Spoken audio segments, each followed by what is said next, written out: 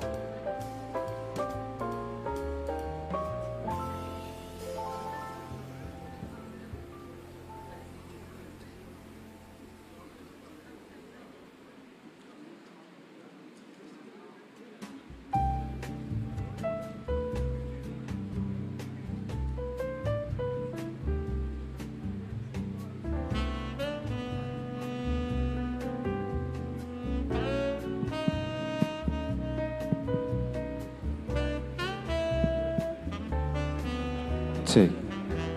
Check.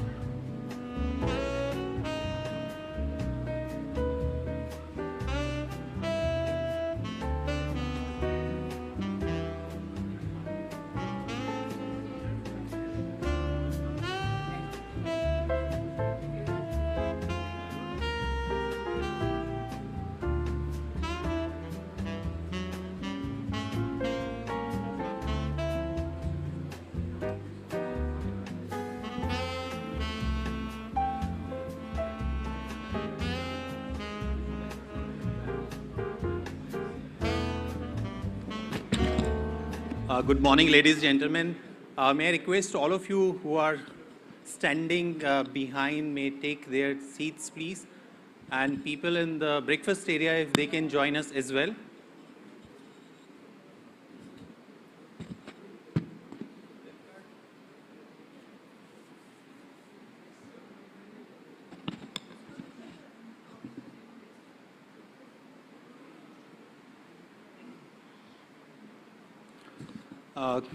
Good morning. My name is Deepak Mukhi, and I'm the Regional Director of FICCI in Maharashtra. A very warm welcome on behalf of FICCI Maharashtra to the delegation from Northeast and business and industry leaders who have joined us for today's roadshow. To showcase the investment and trade potential of the Northeast region of India, the Ministry of Development of Northeastern Region Donor is organizing the Northeast Global Investor Summit 2023 with FICCI as its industry partner. This summit aims to highlight the region's geostrategic advantage, abundant natural resources, skilled workforce, and access to captive markets in the Northeast and the neighboring countries. The summit will serve as an ideal platform for forging alliances, partnership, and engaging with the state government of the regions, thus enabling companies to make informed investment decisions. Today's roadshow is being organized with an aim to showcase the Northeast potential and unique advantages to business community based in Maharashtra, and also capture their interest and intent for investment in the Northeast region. We would be dividing this roadshow in two parts. The first one will have opportunities presentation by all the states and the ministry, as well as existing investor in terms of their experience sharing. And the second part would be B2G meeting, which will be held in a nearby room called Gateway Room after the presentation session, where you will be able to meet each of the state government and discuss your intent on doing any kind of business with the Northeast region. So to begin with the formal proceeding of the day, let me invite the dignitaries on the dais. Mr. Lok Ranjan, Secretary, Ministry of Donor. Mr. Harpreet Singh, Joint Secretary, Ministry of Donor. Mr. Ranjit Bhatt Thakur, Chairman, FICCI Northeast Advisory Council. Mr. Srivastava, who's Additional Chief Secretary, Tourism Department from Government of Sikkim, Mr. Kushwant Singh Sethi, Principal Secretary, Department of Industries and Commerce, Government of Tripura, Shri Beda, Commissioner and Secretary, Planning, Investment, Promotion and Development, Government of Meghalaya, Shri R.K. Sharma, Secretary, Planning and Investment, Government of Arunachal Pradesh, Mr. Manvendra Pratap Singh, Managing Director, AIDC, Government of Assam, Mr. Pachau, Secretary, Planning and Program Implementation Department, Government of Mizoram, and Mr. Sote, Under Secretary, Government of Nagaland. We are also joined by representatives who will later on come and share their experience from Hindustan Lever, Mutha Industries and Sun Pharmaceutical. Please welcome all of them with a big round of applause.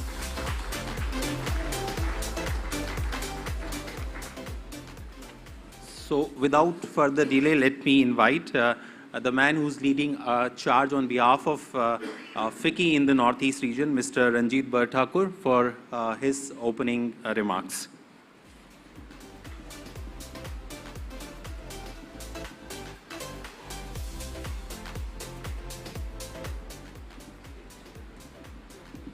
Morning, everybody, and welcome to Mumbai. For those who are coming from outside and people who are from Mumbai, welcome to the Taj. It's a great privilege to be sort of addressing all of you, but Mr. Lok Ranjan, the Secretary Donor, has taken this very dynamic and bold move to set up a global conference by doing road shows across the country and also in neighboring countries, especially Bangladesh, which is a very large trading partner of India. So welcome, sir, and everybody on the dais, welcome, and thank you all for supporting this great initiative. Thank you. It is important to know that in FICCI Northeast, we've had very many leading roles in changing the connectivity of the Northeast and India, the mainland of India. What really happened over the last 10 years, we thought that unless you have connectivity, which is not just rail and road and air, but also IT connectivity, I don't think the connection between the Northeast would be, at any point in time, globally relevant. We've also been very much part of the development of connectivity with Bangladesh and the border areas. We've also been pushing for border hearts. So we're very proud to say that during even the finance minister, then the late Arun Jaitley, he talked about a very interesting concept called the Purvanchal Mala. The Purvanchal Mala is actually saying that while you're connecting the main towns and cities, you do not have intra-connectivity between the states. So we actually have proposed from that time a concept called the Purvanchal Mala, which actually goes in near Alipurdwar and comes in right through Arunachal, goes around, and every state is covered, and finally it comes out in Shillong. So I think it's important to understand that there's a lot of thought going on, there's a lot of action which is actually wanting to be taken. There are small actions that each state should recommend at the end of this conference. The areas of connectivity, I think, are critical to actually delivering what we want for the entire connectivity of people. I myself have been privileged as chairperson of the Tata Group's initiatives in the Northeast in doing 5 items which actually have changed some of the landscapes. One is I had the privilege of taking, along with Mr. Tata, the Tata Institute of Social Sciences. So that is something for the whole of the Northeast, meaning if you all can actually participate in it. I think the last time we did the convocation, we found that actually it was very well represented by almost every state. So it was a very proud moment for us to say that there was a Northeast consensus in education. Secondly, we thought tourism was a very important part. So there are 3 initiatives we have taken from that, which has led to the multiplier of others. We opened Taj Vivanta in Guwahati, and that was, it took us about 8 years to get it going. primarily because the Taj, this hotel was unfortunately bombed and it got challenged. So therefore, it took us 10 years by the time we went left, right, center, getting the funds, etc. And we took about, we did a search of about 20 places, prior to which we set up Ginger Hotel, and the entire IHM training we thought was important. So Taj takes maximum people from the IHM, and I believe that this can be extended to every single northeastern state. The second hotel project, other than Vivanta, that we are doing is absolutely linked with Kaziranga, where we are opening what we will call a 7-star spa for the world. So we don't want just a hotel, but we want something which is different. So the third one will be also in AT Estate with a golf course near Misa, and we restored an old polo club. So this is all in anvil as to what can happen, and this is the example that we give, because from there, Open Radisson, from there, Marriott is coming, from there, 5 other hotel chains are all coming. So it's not that the leadership that is provided by FICCI to help to actually identify opportunities, we go to people who do it first, and then we actually deliver what's required. Our biggest project, and it has not taken off, has been the river transport. We believe that before British time, or during British time and before independence, we were very privileged to have the river navigation IWT.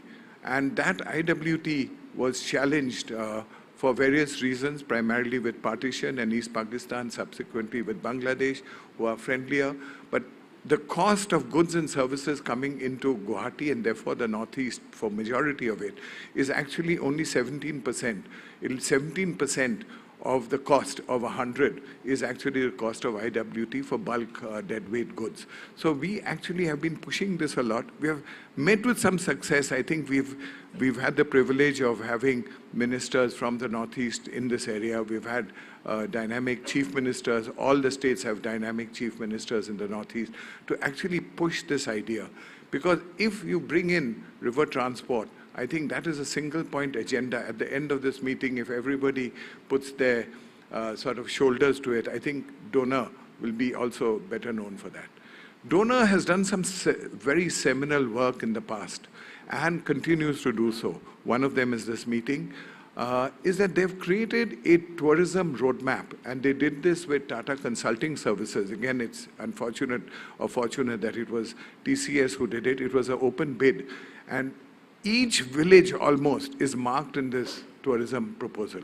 This is a tourism proposal which talks about what connectivity, helicopter, taxis, what is required, which villages should we do, what is the cultural, religious bit, what is the environmental bit, what is the social bit.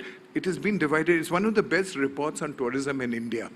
And I think that report should be restored and updated. If at the end of this FICCI meeting, we say, yes, that report is worth updating, it will be of great privilege for us to actually use that as a blueprint. It not only covers towns, but it covers every state. So there's a blueprint, say, of Meghalaya. So Meghalaya, everything, including living routes, bridge, a lot of the bits and pieces from that time have been implemented or done accidentally. But I think Donor should get the credit for having done that. And I think if Donor just takes out that report, a lot of the items have been done at a meeting in Shillong when all the NEC had met. This was all agreed. This is almost 10 years ago, if I remember. And I think a lot of the states took out some ideas and put it, but it's just remained as ideas. I think we just need to take that entire framework and actually deliver that. The next thing is healthcare. Again, you know, I was privileged and the leadership has been taken, meaning one is Unilever has taken a great leadership of doing small healthcare in Dumduma, which they actually took during the challenges of the Assam movement in the 80s. And that was, again, a difficult thing to convince, but actually they came and they did it and they expanded. It's the largest plant now in the world for Unilever, for what they do in Assam. So that's a real great example. I believe they're coming later in the afternoon to do a case study.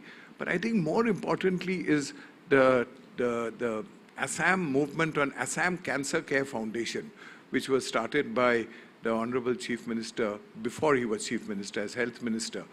It has the latest state-of-art hardware, and it has the latest state-of-art software, which is people coming from all over the world back into Assam. 17 such centers are coming up. The Prime Minister inaugurated the Dibrugarh one, and the subsequent ones, our Honorable Home Minister inaugurated part of it in Guwahati.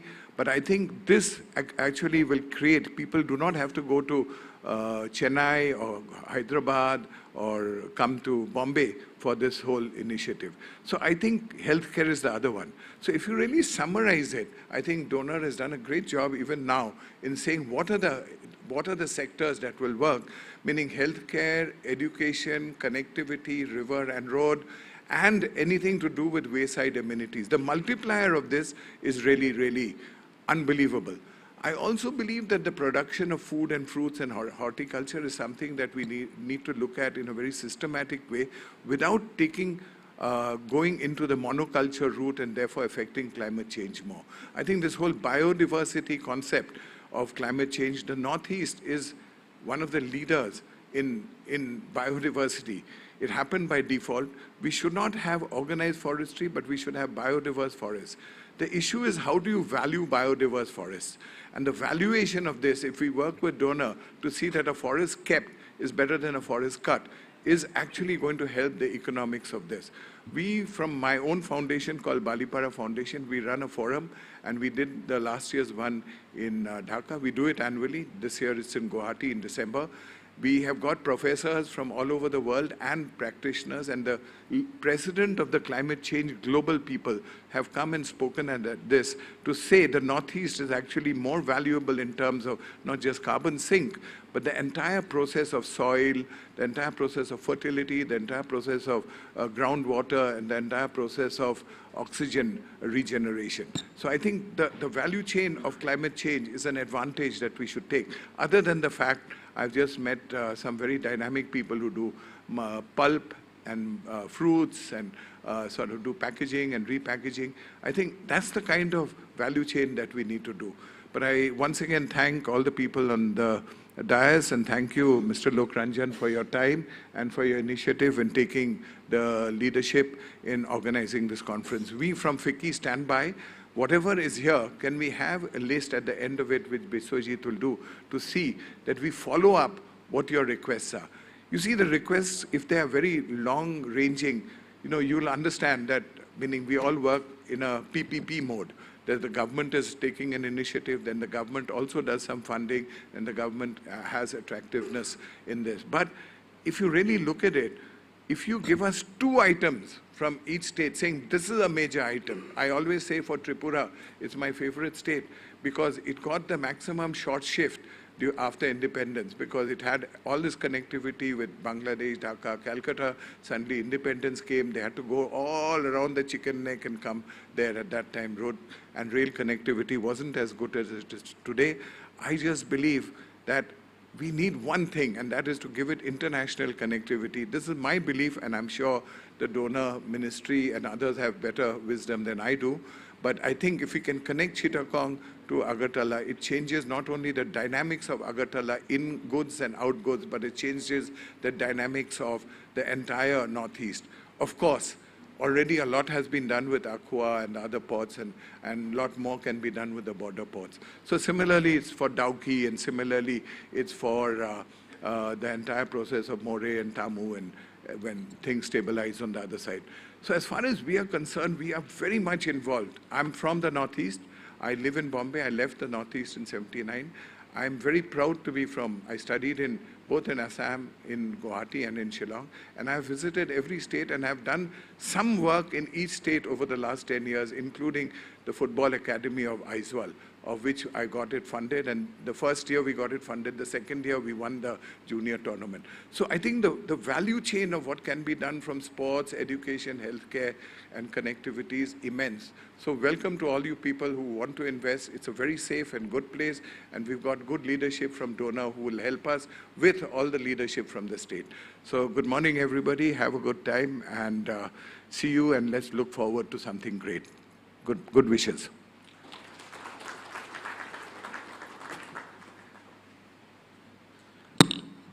Thank you, Mr. Bhattakur, for sharing the various opportunity areas, and I think some of it will be covered in detail by each state. But we'll also give you a little more flavor through a video that what all is present and being offered for your consideration. So may I request the AV team to please play the video.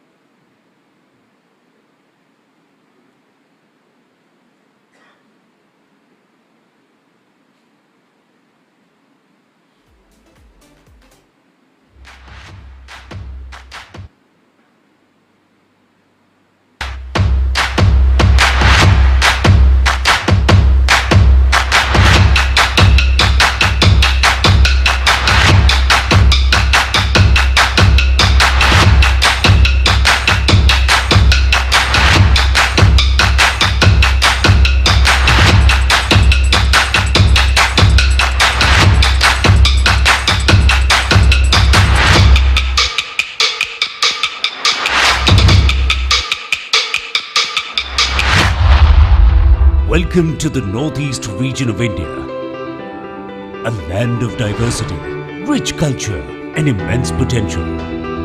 Stretching across the states of Arunachal Pradesh, Assam, Manipur, Meghalaya, Mizoram, Nagaland, Tripura and Sikkim, the Northeast region presents great nature, cultural heritage, resources and opportunities. A true frontier region with over 5,000 kilometers of international borders, the region is India's gateway to Southeast Asia, allowing easy access to ASEAN markets. The Northeast is well endowed with natural resources such as agro-horticultural, forest, hydroelectric, oil and natural gas and mineral deposits that have laid the groundwork for investment and economic growth. A key stakeholder in India's Act East policy, the region is fast emerging as the ideal staging point for exploring business opportunities in the ASEAN and Southeast Asian countries. The Northeast presents many unique opportunities across diverse sectors like tourism and hospitality, entertainment, agro-food processing and allied sectors, education and skill development, IT and ITES, healthcare, and textile, handloom and handicrafts. The region is home to lush forests and rich biodiversity, making it ideal for ecotourism and agro-based industries. The region is emerging as a popular tourist destination, attracting visitors from across the globe. With its picturesque landscape, rich history and vibrant culture, the region offers endless opportunities for investors looking to venture into the tourism industry. Another growing sector is the agriculture and allied sector, due to the abundance of fertile land and agro-climatic conditions suitable for growing a wide variety of crops. Apart from a wide variety of agro-horticultural crops and staple grains, the region is also a major producer of a number of cash crops such as bamboo, rubber, jute, tea, spices.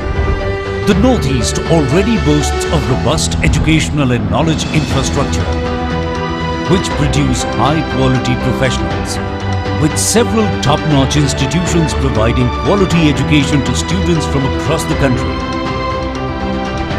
The government is committed to supporting the growth of this sector and has launched several schemes to promote education and skill development in the region. With a well-educated young population, highly proficient in English, the region offers the perfect setting for investments in the IT and ITES sector. The healthcare sector too offers many opportunities, with governments having set up a robust base for primary and tertiary care. There exists great opportunities in areas such as specialty care, medical value tourism, wellness and pharmaceuticals. With its diverse heritage of handloom and handicrafts, the region also offers opportunities for trade and investment in handloom, handicrafts and textiles. The government recognizes the immense potential of the Northeast region and has taken several initiatives to promote investments in the region. From tax incentives to infrastructure development, the government is committed to creating a conducive environment for businesses to flourish. The region is fast emerging as a low-cost manufacturing hub. It has also seen a rise in entrepreneurship, with several startups making a mark in various sectors. The government has launched several schemes to support these startups and provide them with the necessary resources to succeed. A rapidly growing network of industrial and technology parks has further enhanced the region's attractiveness as an investment destination. The government has also made massive investments to develop connectivity within the region and with the neighboring countries. Augmentation of existing road infrastructure is being carried out through new highways, bridges and tunnels. New airports are being set up and existing ones modernized with state-of-the-art facilities, besides providing incentives to airlines for enhancing connectivity in the region. Excellent rail connectivity. The many large-scale railway projects currently underway in the region will soon connect every state capital, besides laying the foundation of rail connectivity with neighboring countries. The region has also made major strides in improving ease of doing business. States of the region are committed to provide one-stop single-window system for all government-to-business services. The state governments have also put in place attractive industrial and investment policies with a plethora of incentives. Industrial land banks and sector-specific industrial zones have been developed across the region. With a wide bouquet of opportunities, Northeast India invites you to be a part of India's emerging growth engine.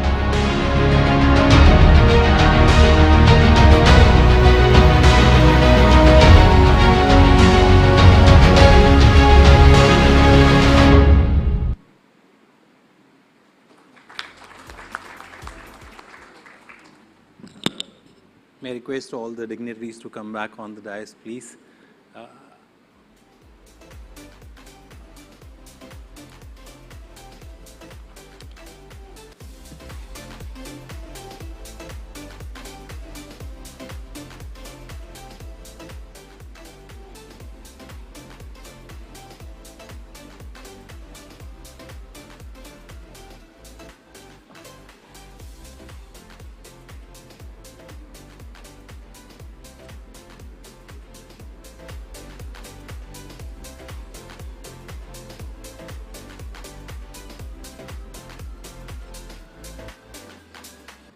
Thank you. So that was the video from our side, just to show what's going on and what's on the offering from the Northeast side. Let me now invite our Joint Secretary, Mr. Harpreet Singh, to give the theme presentation, which is on Advantage Northeast Opportunities for the Investment and Trade. Please welcome him with a round of applause.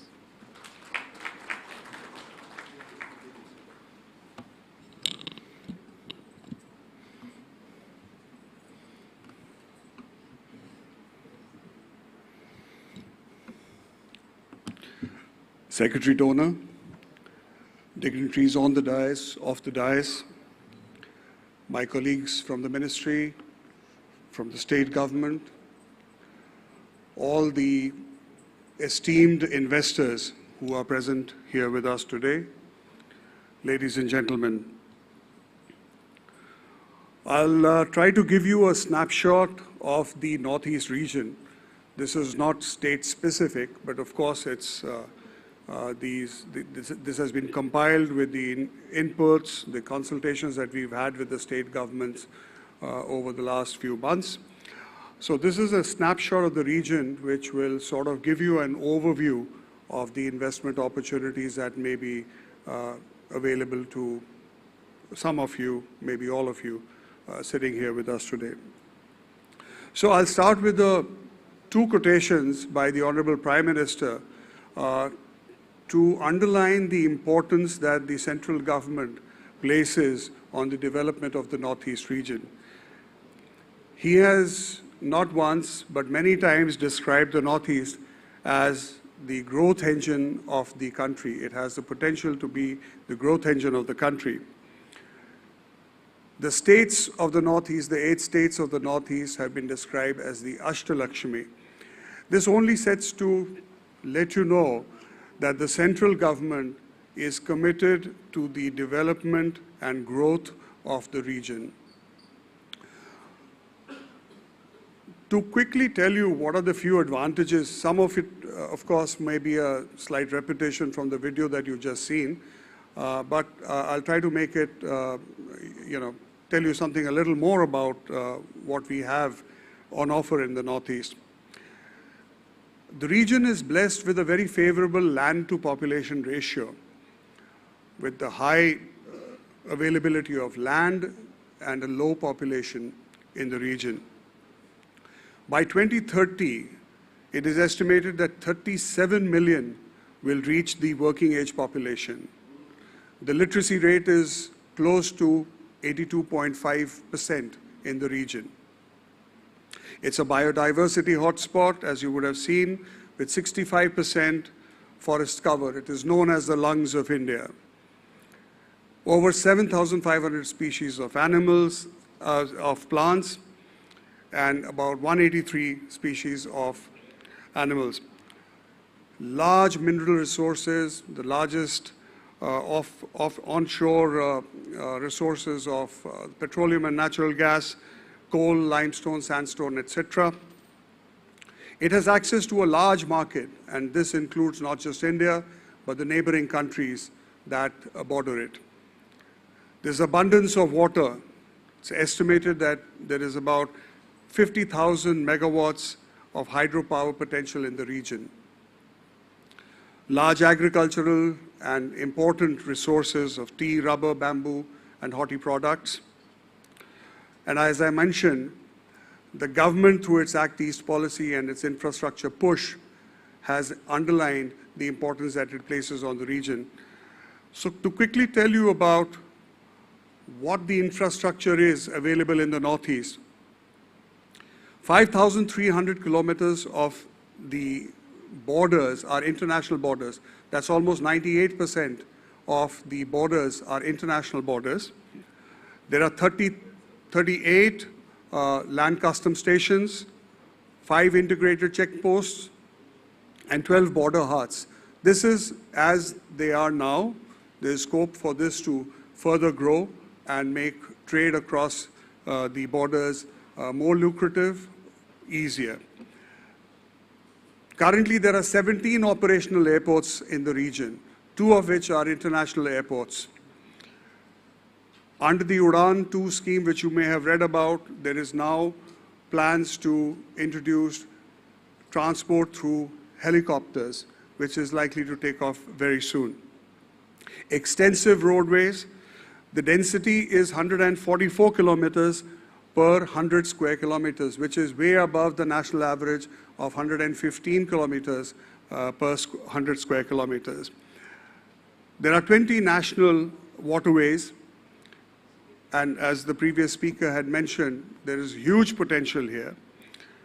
There exists a protocol on the inland water transit and trade, which is in existence.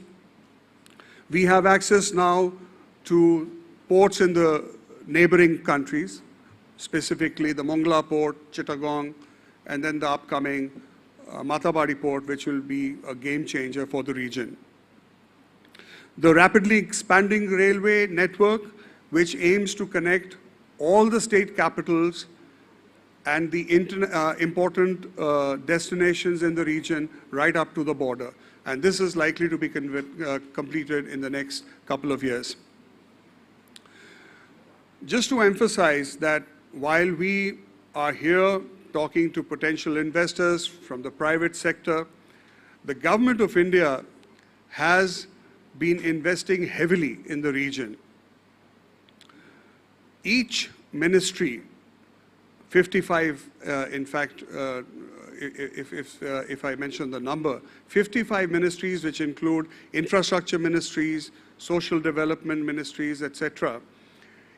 Each of them are mandated that 10% of their gross budgetary support is to be spent in the Northeast. And as you can see, this is going up. Last year, it was 82,000 crores. This year, we hope to reach about 95,000 crores. So that's the volume of investment that is going into the sector from the government. External funding, that is through multilaterals and bilateral arrangements, are there. They're ongoing. 23,000 plus crore worth of projects are ongoing, and 72,000 plus crores of projects are in the pipeline awaiting sanction approvals, etc. So this is as far as the support from the central government goes. So the question that you would be asking and should naturally be asking, why invest in the Northeast at all? The cost of competitiveness, it is reducing because, as I mentioned, because of the infrastructure push in the region, the cost of logistics is constantly coming down. The cost of living in the Northeast is much lower than in other parts of the country, so it makes for a good place to do business. Quality resources that are there available in the region to be available as inputs for the industry. Very high quality products, as I have mentioned.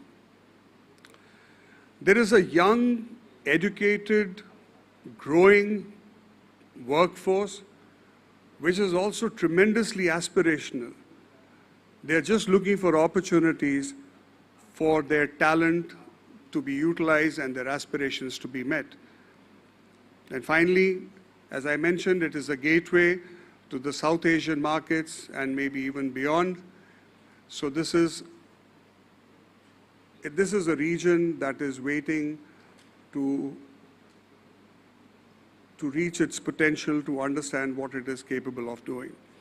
So based on the discussions we've had with the states, discussions we've had with the industries at various fora, there are 7 sectors that we've identified as priority sectors. Of course, this does not mean that other sectors are excluded.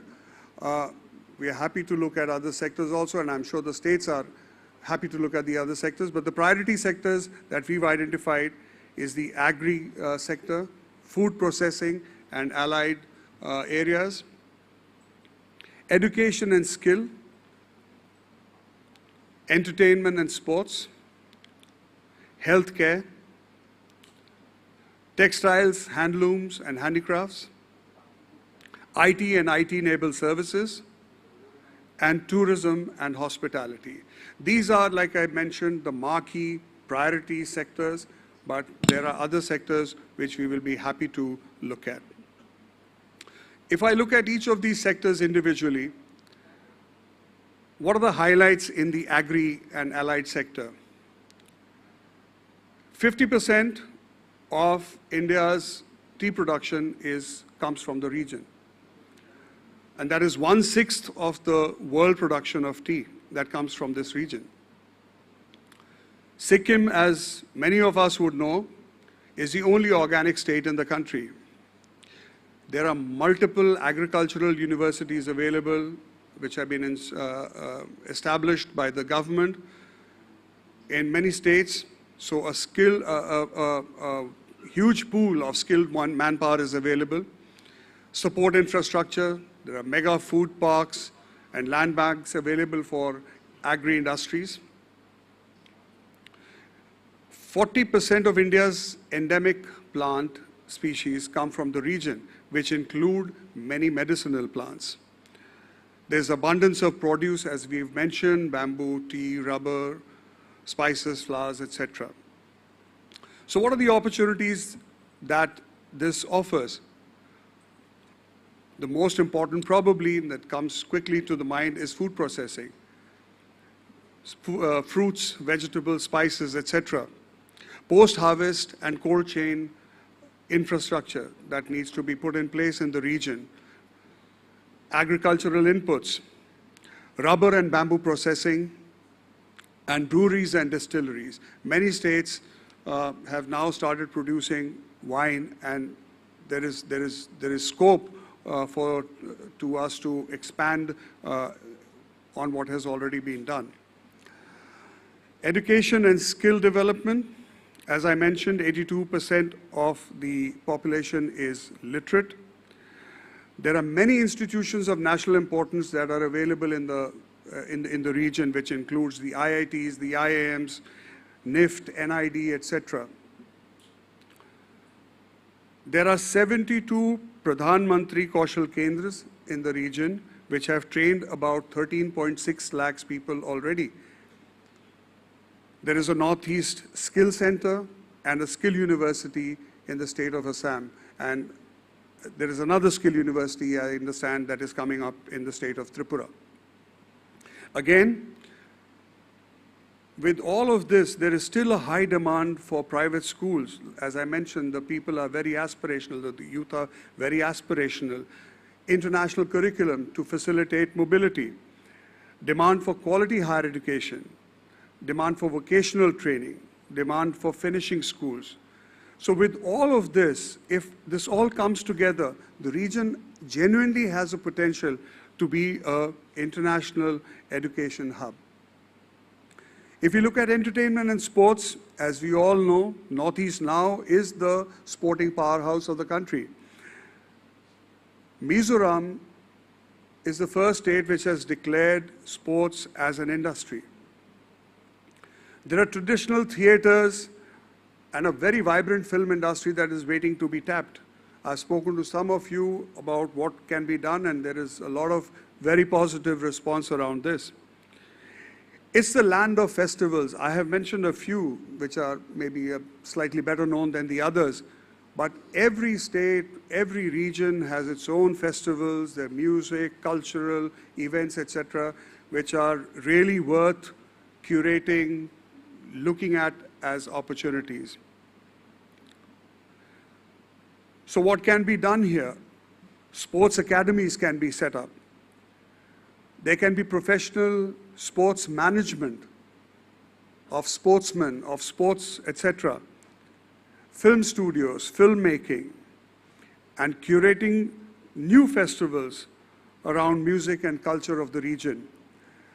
Virtual reality, animation, and gaming. There is a huge talent pool available in the region, and as we hear the states, some of them will tell you about the potential and the opportunities that exist here in more detail. Healthcare, as we are again aware, Sikkim and Assam have developed as huge pharma hubs.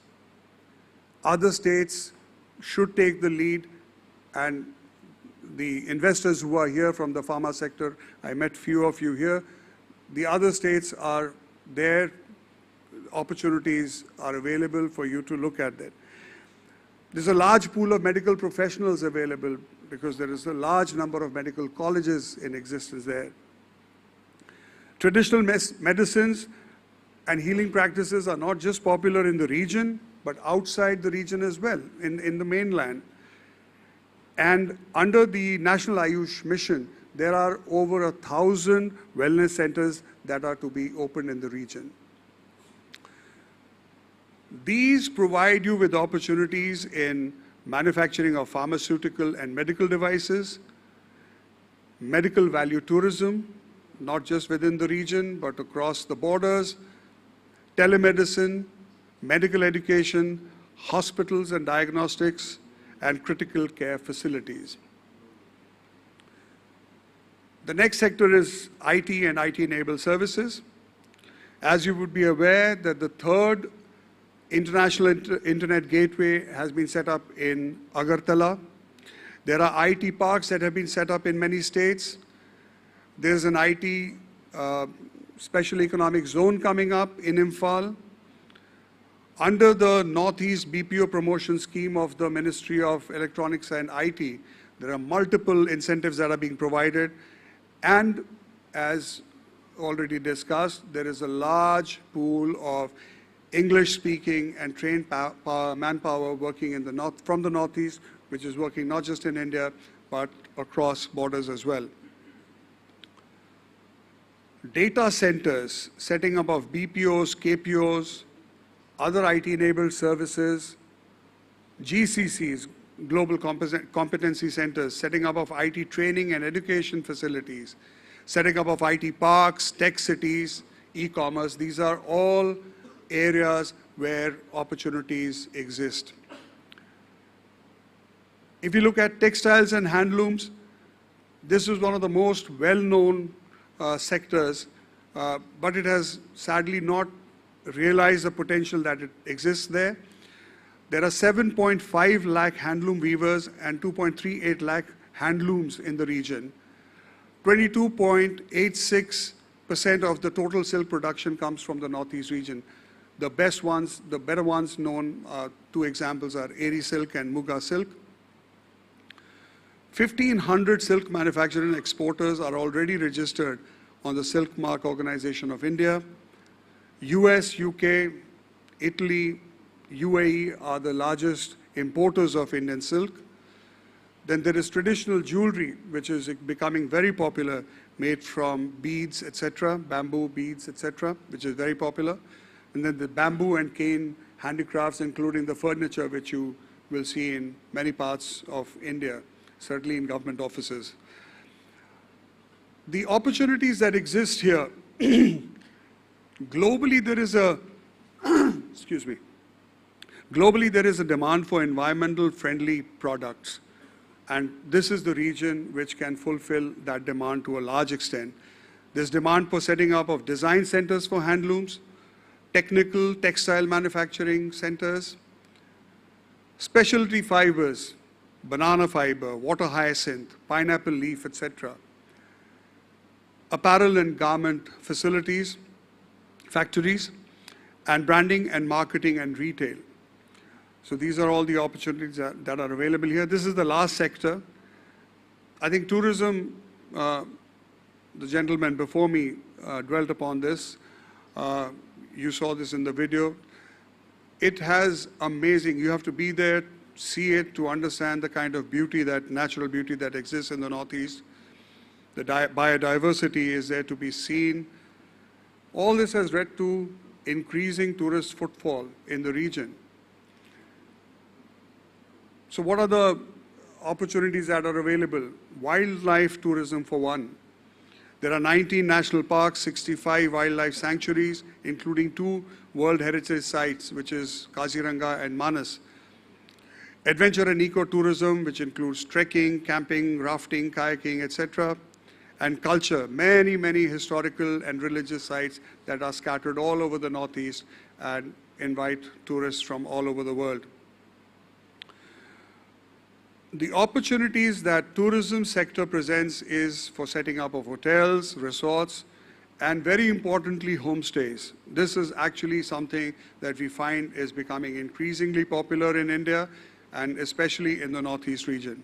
MICE tourism as a subsector is emerging very fast, and there are a lot of centers which are available in the Northeast for MICE tourism. Setting up of adventure tourism facilities, destination development, river cruises, etc. So these are some of the opportunities here.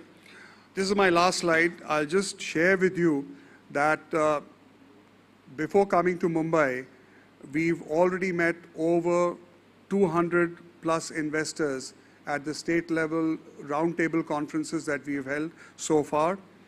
And there have been, again, this slide was prepared 3 days ago, so there are about, till then there were about 300 plus registrations for the Mumbai Roadshow, and I can see many of you are present here. Thank you so much for that. We've also met with foreign chambers of commerce, and we've been meeting chambers of commerce, our domestic chambers of commerce also. We had one such meeting in Mumbai last week. We've held one in Calcutta. Foreign chambers of commerce have expressed a great desire to work in the Northeast, to partner with Indian companies, etc. We've also, at the level of the Honorable Minister, held a meeting with the ambassadors of friendly countries, about 30 of them who were there. Tremendous interest and enthusiasm from these countries for trade, travel, etc.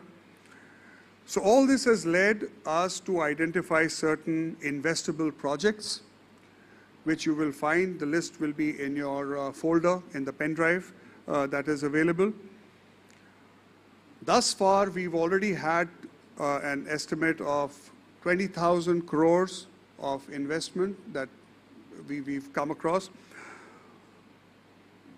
One of the very beneficial outcomes of the state roundtables was that many states have set up empowered committees. You know, other states have already allotted land. So there is a tremendous energy in the states, and you will see that when they come around and make their presentations. They have identified priority sectors. They have an idea how they want to go ahead and you know, seek investment, etc. There has been a learning on the investment promotion and policy benchmarking, which we have shared with all the states, which sort of encourages and enthuses everyone to raise the bar a little bit. And the ease of doing business, single window systems are being set up. Investment promotion agencies have been set up to provide you with a single point of contact, and industrial land park, land bank, etc., where the land that is available for investment and setting up of industries are being put up on the portal. So this is all that I wanted to share with you and say that we are on the right track. But I'll quote one of the investors, I think, who we met in one of our roundtables. He said, we are here, he was using a cricketing analogy. He says, we are here not to play an IPL 20 game, T20 game, we are here to play a test match. So I request you to play the long waiting game, engage with us, because this is not a one-off event which will terminate in August and then we say bye. We want to engage with you over the next 3-4 years, as long as it takes for investment to come in here. Thank you very much.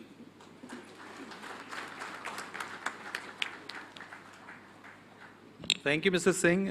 That was indeed a very good presentation, giving us, or rather highlighting all the opportunities in each of the focus sectors. And I'm sure that will set a good tone for all of you to, you know, understand what lies actually in the region, and as well as what you can discuss when you do B2G meeting. Now, hearing from horse's mouth is the best thing one can, you know, do in terms of, you know, knowing how existing investors' experience is in Northeast, and that will instill actually a lot of confidence.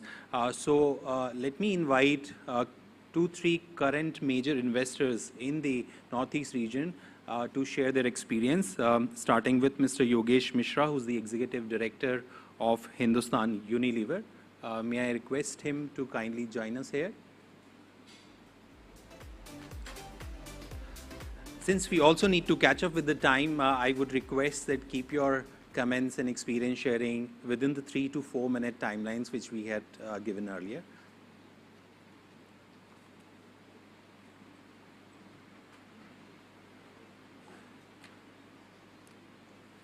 Hi, good morning, and respected ministers, government official, and industry colleagues. I will say this, we started our operation in Assam in 2001 and set up our cream lotion plant at Dumduma, closer to Tinsukia. And in the last 20 years, we expanded our operation almost 3 to 4 times. And currently, we are running the 4 plant in the Dumduma region.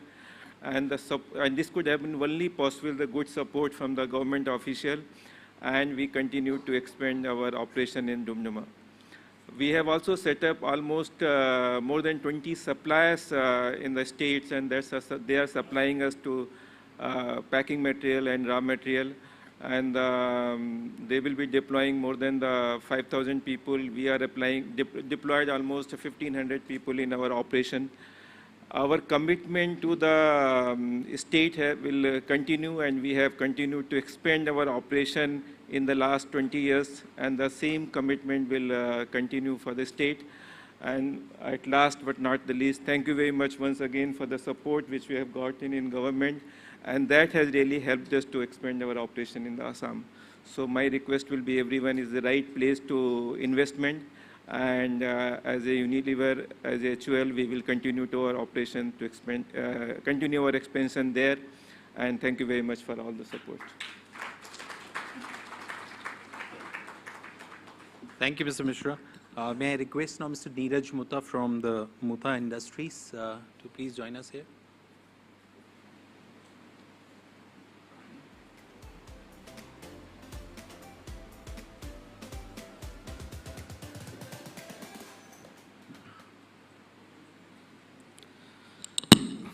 Good morning, everyone. I would like to thank the ministry for having me here and share my experience. Lok Ranjan sir, thank you. And I would like to congratulate FICCI for having such a fabulous event.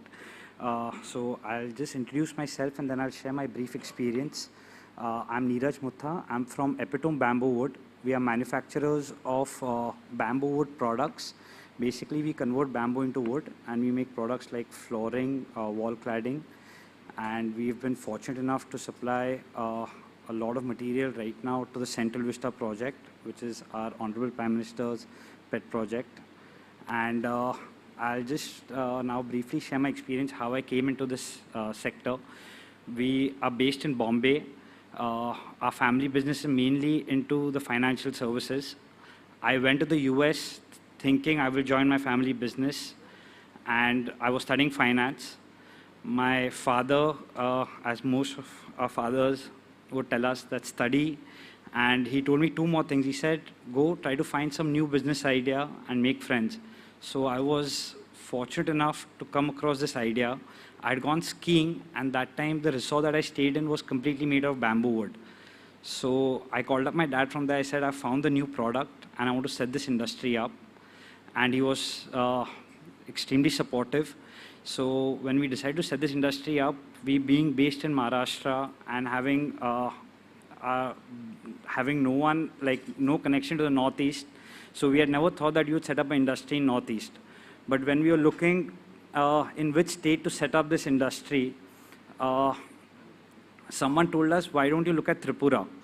So we just called up the Tripura TIDC, and after interacting with many industrial development corporations in other states, the TIDC officials told us that we'll come to Bombay and give you a presentation about how we want to set up a bamboo park. So this was a first for us, and they indeed laid a red carpet for us. I believe if we are doing genuine business out there, they will, any northeastern state, I think, under the leadership of Lok Ranjan sir, they'll welcome you with open arms. And we were fortunate enough, that time we had Lok Ranjan sir as well in government of Tripura. I yet remember when we used to go meet him with any of our queries, it used to be resolved the next day. So that's extremely, we were very fortunate enough. So I would again thank government of Tripura, sir, for helping us. Thank you, everyone. Thank you.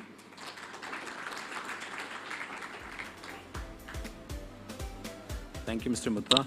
Our last credential would be given by Mr. Satish Kolte, who's the global head of engineering from Sun Pharma.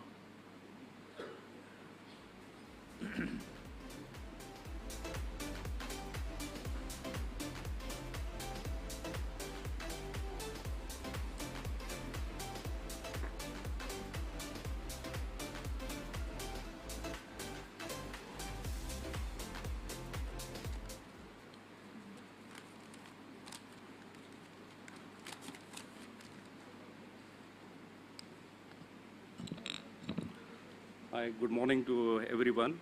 It is my indeed pleasure to be here and great honor to be here in the stage with so many dignitaries representing the state.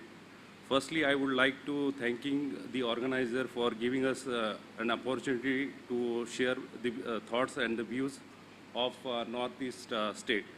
So as an introduction is concerned, I am Satish Kolte, heading the Global Engineering and Projects Operation for Sun Pharma. We have got 40 sites across the globe, and prominently our presence is there in the southeast, so mainly in Guwahati, and we have got 2 plants in Sikkim. So almost, if we talk about our investment, so for Guwahati, that success story itself is actually very true in terms of the cordial support from the government and ministry. So in fact, we have investment about close to 600 crores way back in 2016. And thereafter, we expanded this facility. And last year, we pumped close to 200 plus crore. So almost we have actually made one of the biggest facility in Guwahati.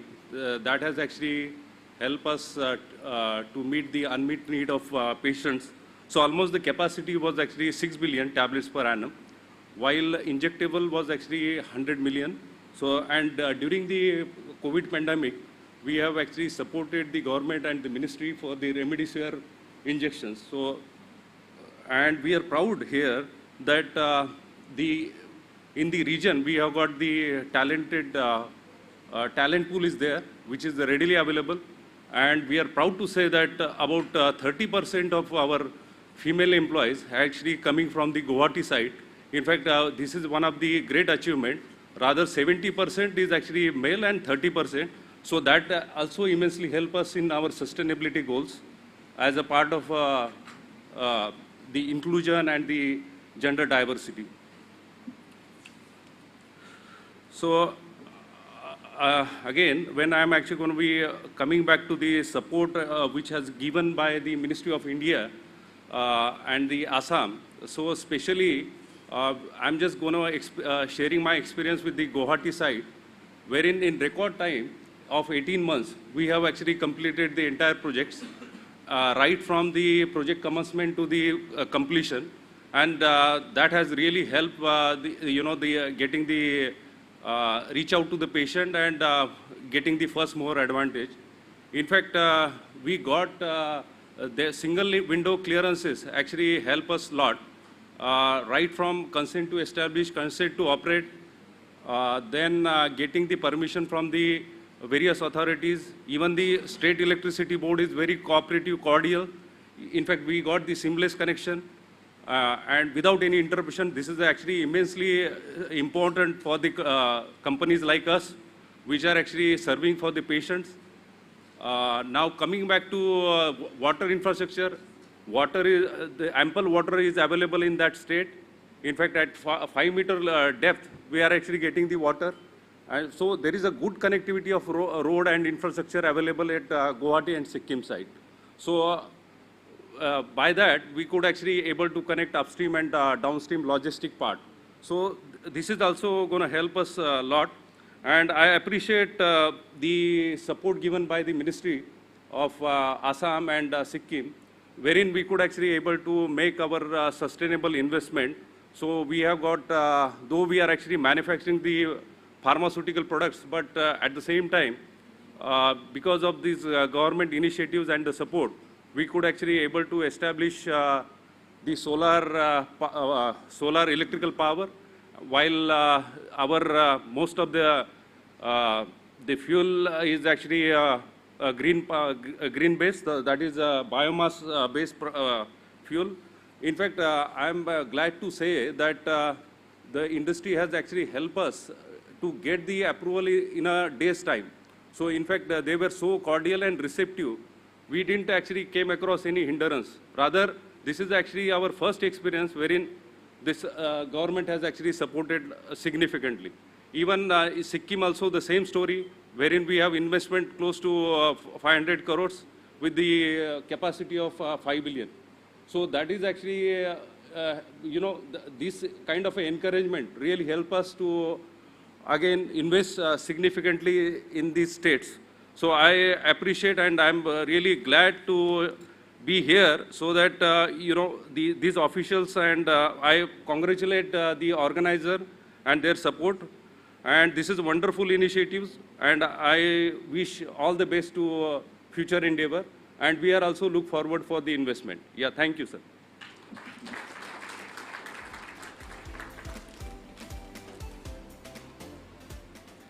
Thank you, Mr. Kolte. So you heard, from a traditional bamboo processing to a high-end pharma, investor having a good time and a good support from the, all the state governments wherever they are present. To reiterate whatever has been said and what else is going to happen, let me invite the person who's at the helm at the ministry in Delhi, and also a Tripura cadre officer who has a deep experience across states in Northeast, Mr. Lok Ranjan, who's the Secretary of Ministry of Donor, to give his remark and share his sort of vision for what Northeast would be under the recent initiatives.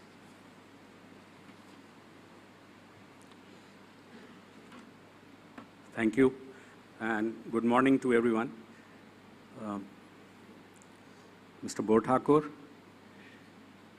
representatives, senior representatives from the state governments on the dais and in the hall, the entire team behind this effort, led by the Joint Secretary, Mr. Harpreet Singh, and senior members from FICCI and Invest India. Ladies and gentlemen, especially those who have joined us with the intent of exploring the opportunities for investment in the Northeast, I begin with a vote of gratitude to you for joining us today here. A lot has already been said, and some of it has been nostalgic. Thanks Neeraj. And he has very humbly put himself in the background. Let me tell you, when I go back, when I was acting as the Director and Secretary Industries in Tripura, and during one of those tenures, Neeraj had decided to set up this epitome for bamboo wood products. Now, only yesterday we had the inauguration of the new Parliament building, and I'm so proud. We had not even foreseen this at that point in time, but his products have been used in the Parliament building for flooring and paneling. So proud. Now, I use this also as to showcase as to what is possible in the Northeast. This was from Tripura. We have heard examples from Assam, from Sikkim, all around. What Northeast is at today is at the cusp, the tipping point, as they say. So, in the journey of development and progress of any state, any region, any country, there are moments, there are milestones which have to be recognized, which one has to realize as to the opportunity for capitalizing on the potential of those places. The Northeast today is there, and for those of us who have been associated in this journey of the development of this region and the states for a longer time frame, we can see the changes that are happening. We can see the pace at which those changes are happening. And this gives us great hope for Northeast becoming the hub of, as has been said repeatedly, Northeast becoming the new growth engine of India, the hub of development in that region. And this is not only Northeast India. As we are saying and seeing, this is going to be a focus of development for that entire region. all countries in that region, connecting it to the Southeast Asian region and beyond. And for those of you who are well versed, internationally we are already talking of Northeast India, East India, Bangladesh, ASEAN, onwards. So there is a concept that is already developing, and not only as a concept now, efforts are being made to globalize, to integrate these regions as the future development hotspots for the entire world. So for those of us who are looking at investable opportunities, this is the place to be. And as we realize, there is always a first mover advantage for getting into areas of investment, of development. And I'm sure the distinguished gathering in this hall, the entrepreneurial spirits will realize that Northeast is now ready to take off. It has already started that journey. I can't repeat what all has been set out as information to help you form the context for this. But I can foresee some of those trends are leading in that direction. One is the integration. We are already talking of it. So Northeast region faced a certain set of handicaps because of the geopolitical realities of that time. Because of the partition, its organic connectivity, transport, linkages were disrupted, and it has taken some time to overcome the handicaps so imposed. But we are very close to most of those being restored. As I said, the indicators at certain points in time give us the confidence. At this point in time, we have friendly relations with our neighbors. Connectivity and infrastructure projects are already taking place, which are connecting us to our neighbors, but going beyond. So there is a trilateral highway that is being constructed. There is a Sitwe port and multimodal connectivity project that is on. The railway networks of India and Bangladesh are being reintegrated. And all these are projects which have advanced quite a lot.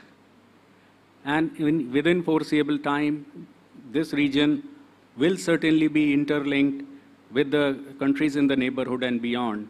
And so many countries apart from India are looking forward to this reintegration. So many agencies are already contributing to this. So ADB has a Northeast Economic Corridor project that they are looking at seriously. There are other bilateral and multilateral funding agencies who are contributing to the restoration of these linkages again.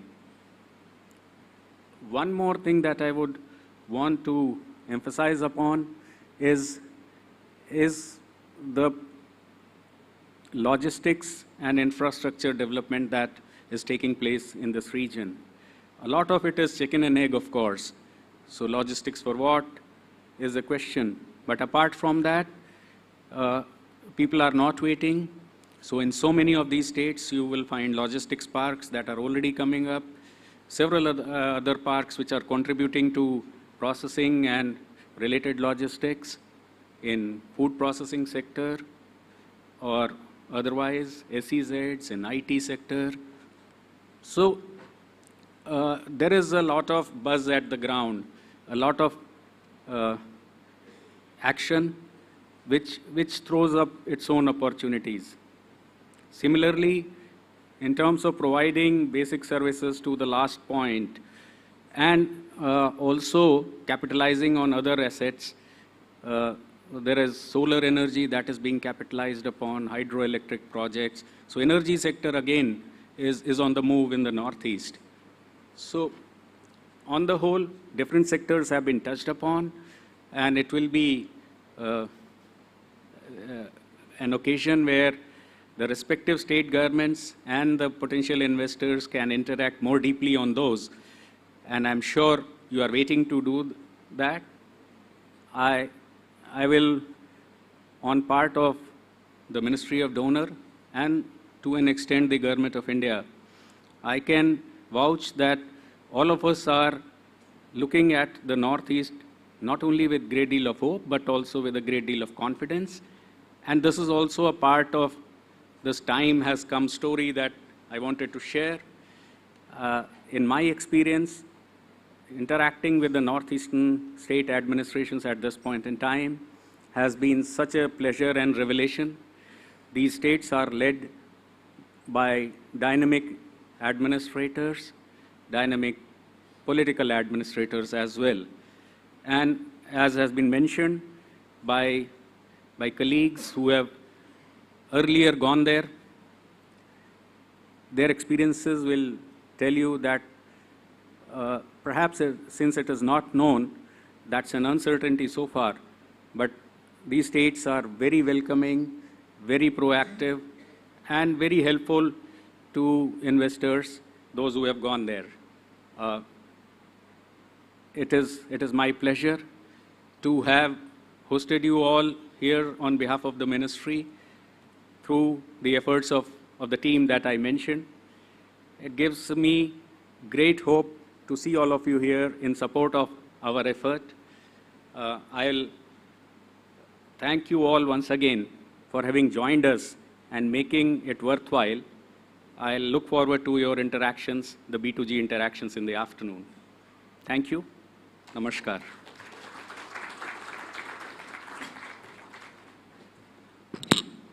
Thank you, Mr. Ranjan. May I request all of you to please remain seated. We are still not done with this particular session. So if all of you, were reached here with some kind of perception or some kind of expectations in terms of you would get to hear or know about Northeast, and it has still not been, answered or heard or shown in video, this is the time you can ask your questions. Everyone is present here. We have a limited time, so we'll take a few questions. If you have anything which you want to ask related to trade, business, and investment, please feel free to raise your hand. We would request you to please be short and crisp. We are just looking at right now answering the questions. Your statement, comments can come later during the networking session. So, yes, please. Hi. You have a mic? Yeah, please, sir. On the left, yes. Hi. I just arrived back from Thailand, and we are very keen to start a pineapple processing unit in Tripura. The reason being that it will be well connected with Chittagong, as I believe that protocol has been signed. The problem really is, do we have enough pineapples? It's like a chicken or the egg theory. If we put up the plant, we might have the pineapples, or if we have the pineapples, then we'll put up the plant. So is enough pineapples available in Tripura is the question. Thank you. We'll take one or two more questions and then come back to the dais. Yeah. Yeah. Can you please give mic here? This is Venugopal. I'm the Executive Director for APML Group. We have some of the lands available for the warehousing and transportations, everything in Northeast. We're since very long we are present in Northeast. I would like to know that what is the facilities or what is the points on the supply chain logistics facilities in Northeast in various states. Because without that, I don't think any industry will grow or connectivity can happen. Can anybody point it out? Hello. I was in Tripura last year, Invest Tripura. Sir, can you identify yourself? Yeah, I am Dr. Kondaikar from Chamber for Advancement of Small and Medium Businesses. And I had visited Tripura last year. The gentleman who asked the question about the pineapple processing, there is a readily available all infrastructure for that. Only thing is that the raw material, that of course, that is the local problem. That you can answer on that. Yeah, that is my... Okay, we'll answer Thank you. that. Yeah, one more last question and then we'll come back here. Yeah, please. Good afternoon, sir. I'm Seiko. We are a private equity firm from New York. We already have committed about 10,000 crores into Northeast states, during the last few months. There is a long list of 130 projects which is available on the NAGE's website. So in that project, the complete assessment, it's only a brief description. So how is it possible to get more details into it, whether that project will be in a PPP mode, in a boot mode? Those clarities, if that can be provided, that will be helpful. Okay, okay. Thank you. Thank you. We'll take a pause. Sir. One last question. Okay, okay. You can ask your question. Someone can pass the mic. Thank you. Say, I have a question on a geographical indication. There are various unique products are coming from a northern region, like a Darjeeling tea. How many other products like a bamboo and other? How many are GI registration in progress or already registered?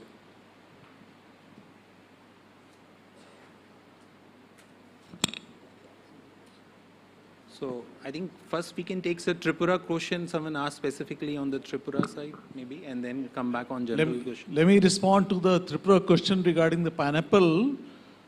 We have the queen variety of pineapple that is particularly very, very famous. And recently, we've in Delhi also in a recent event, we have highlighted that at Delhi Heart. So, and there is a huge amount of pineapple that is already available in Tripura. So the season starts now. As you go to the markets in Tripura, you can see the pineapple being flooded into the markets. So to answer your question, there is already a huge availability of pineapple, but I'm sure as the units come in for processing this pineapple that is already available, the pineapple cultivation can be rapidly expanded because there is a huge potential with the landscape in Tripura, and the climate is eminently suited for pineapple cultivation, and we can ramp it up very quickly. It doesn't take very long. It doesn't have very long gestation period for production, so we can quickly ramp it up to match with your requirements. Just to add to your question, I had an association as chairperson of Del Monte in Philippines, and with Del Monte we came and examined pineapples in the region. I think while Tripura is a state, you must also know that the supply of pineapples now with the train connectivity from Dharmanagar and Karimganj and Silchar, there's ample amount of pineapples available for production in Tripura. And your point is right about Chittagong. Once that road opens, you will be cost competitive with Thailand also. So I think it's a question of quantifying it. How much do you want? How many tins? How much do you actually want to make? Then only we can give a reply in terms of the actual sourcing of this. But the whole region is very conducive for setting up actually pineapples. So it's not just the border of Tripura.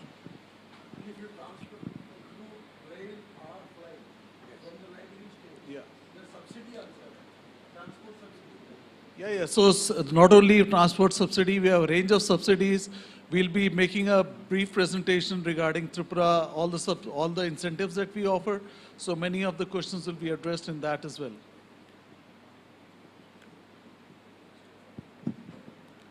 Sir, on the project side, if you want, anyone want to take a question on the PPP project list, someone was asking.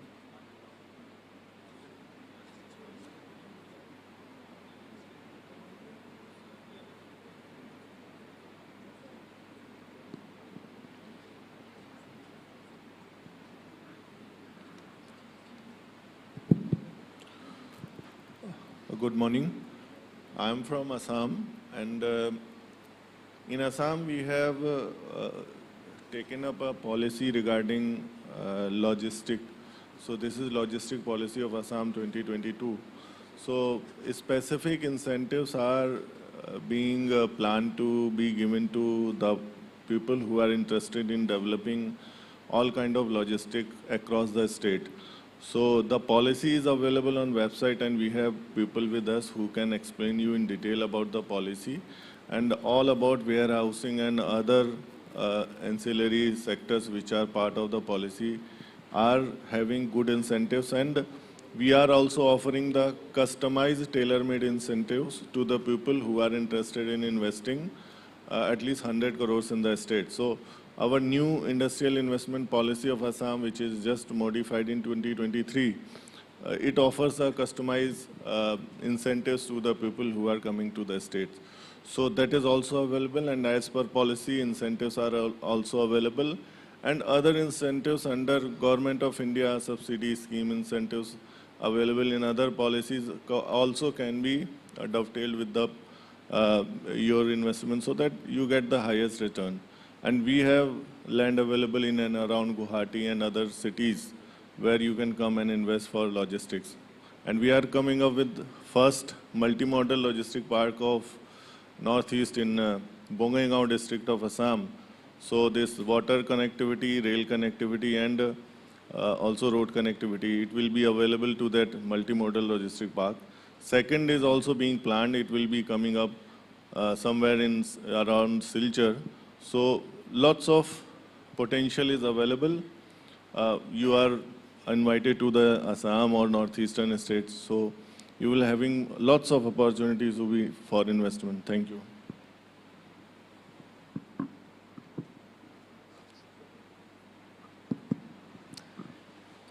The last gentleman, he asked about the GI tagging, geographical indicator. I'll talk about a particular species of large cardamom that is called Saramna in Sikkim. There is a cell in the Department of Science and Technology. I was looking after that department also. So we take up all these GI issues, and for this Saramna large cardamom, because you know that around Sikkim is the largest producer of large cardamom, more than 80% of the country's production, and out of 10 cultivars, this large cardamom, this Saramna, we have sent it to the Chennai-based organization for GI tagging after doing all the basic groundwork.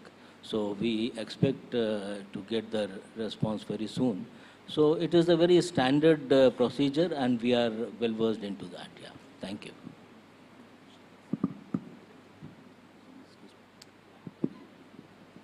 Just to carry on from this, if I understood the question the way it was, a total of about 50 products have already been GI tagged in the Northeast, and more are in the pipeline. About 20 of these would be produces in the agri and allied sector, spices, etc. And another 15 to 20 would be in the handloom sector. But in all, roughly 50 products have already been GI tagged. And the Ministry of Donor and Invest India have brought out a publication on the GI products of the Northeast, which I think should be made available to everyone. Thank you. If I may just add, from FICCI's side, I just wanted to make the point that Manavendra has made from Assam. I think this is actually applicable for all the northeastern states. I think a customized, if there's a minimum investment of 100, any customized solution for all inward bound logistics, warehousing, outward bound logistics is possible for discussion. I think the new policy which is being propounded by the Chief Minister of Assam and his team is saying that you come here and let's discuss it across the table and we'll try and address what you want. So I don't think we should get stuck, on that, just as much as the Tripura bamboo story, of which Mr. Lok Ranjan has been involved, and also the people who have successfully taken this product and put it in a showcase parliament. I think the Northeast is open to discuss. This is, after all, this is not we give, you give, you are giving, we are giving. And I think from FICCI's side, we are willing to help you facilitate, coordinate it at the end of the session if you tell us what really do you want. Because we want you to be profitable, we want us to be profitable. So, and then the Northeast is profitable and India is profitable. So I think that's the whole purpose of getting this conference going. So thank you for that question. Gitima, you can add.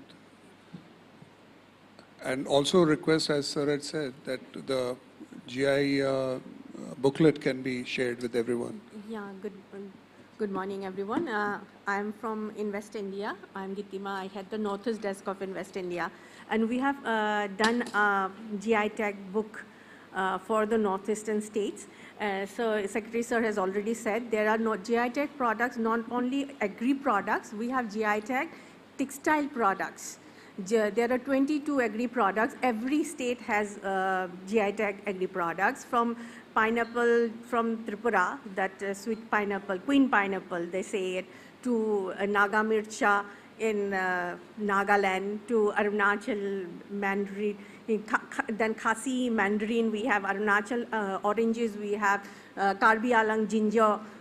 There are a whole host of 22 such products available, and even on the textile sector, from Muga silk of Assam, even the weaves, Mizoram has a number of weaves which are GI tagged.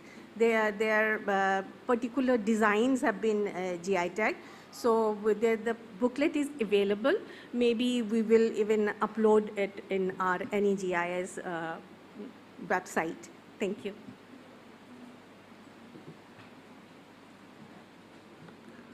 Thank you very much. Since I need to manage the time, and this is not the last, session, we will also have now presentations by states. So you'll have again opportunity to ask questions specific to states and in general what the opportunities are, there in various sectors. So we come to the conclusion of this first session, and I would like to really thank every one of speakers who shared their thoughts, who shared their feedback on the various queries, and I hope that is very useful to all of you, and we'll see that that gets in some way addressed during the day. And as Mr. Bhatt says, we are looking at some outcome-based meetings here. So based on the information exchange, you should be able to get something out of it. So we'll close this session, and I would. If our speakers would want to be comfortable in the front seats to hear the state presentation, they're most welcome to, be there. And since I am told that the representatives from Meghalaya needs to sort of leave early, hence I would be inviting him for the first presentation.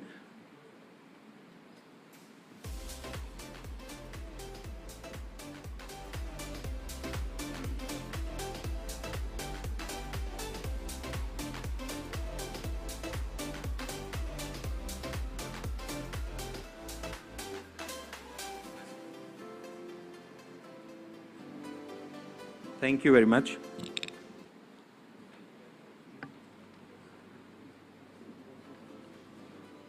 So may I now request Mr. Joram Beda, who's the Commissioner and Secretary Planning, Investment, Promotion and Development Department from Government of Meghalaya, to give his presentation.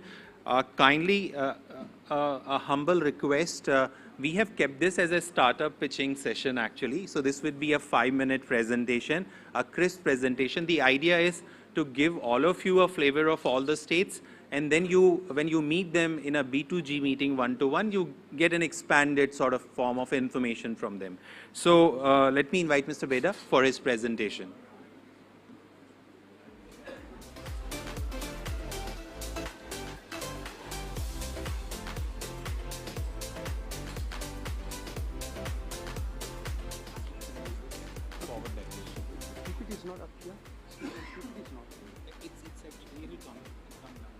Okay. Should I press something? Okay. This is next slide, right? Okay. Right, okay. Thank you so much. Good morning to all of you.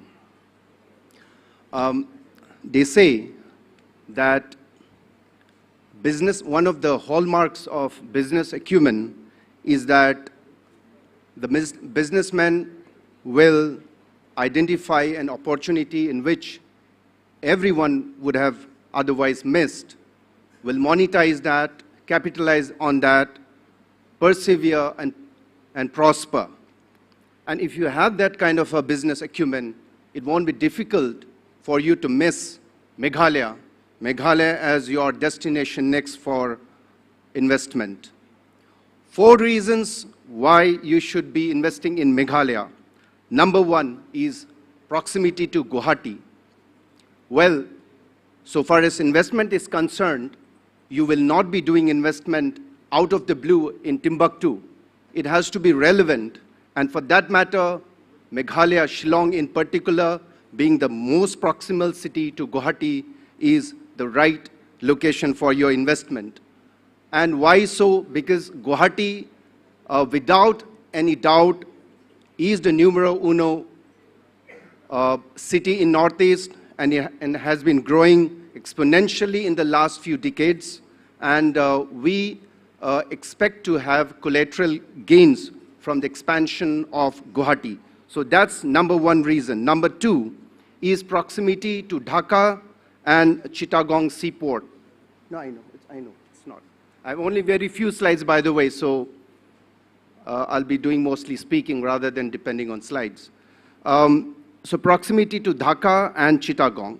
Number 3 is the fastest economic growth in northeastern region at the rate of 7.7. We are a 40,000 crore GSDP state, which means growing at this rate requires sound economic policies.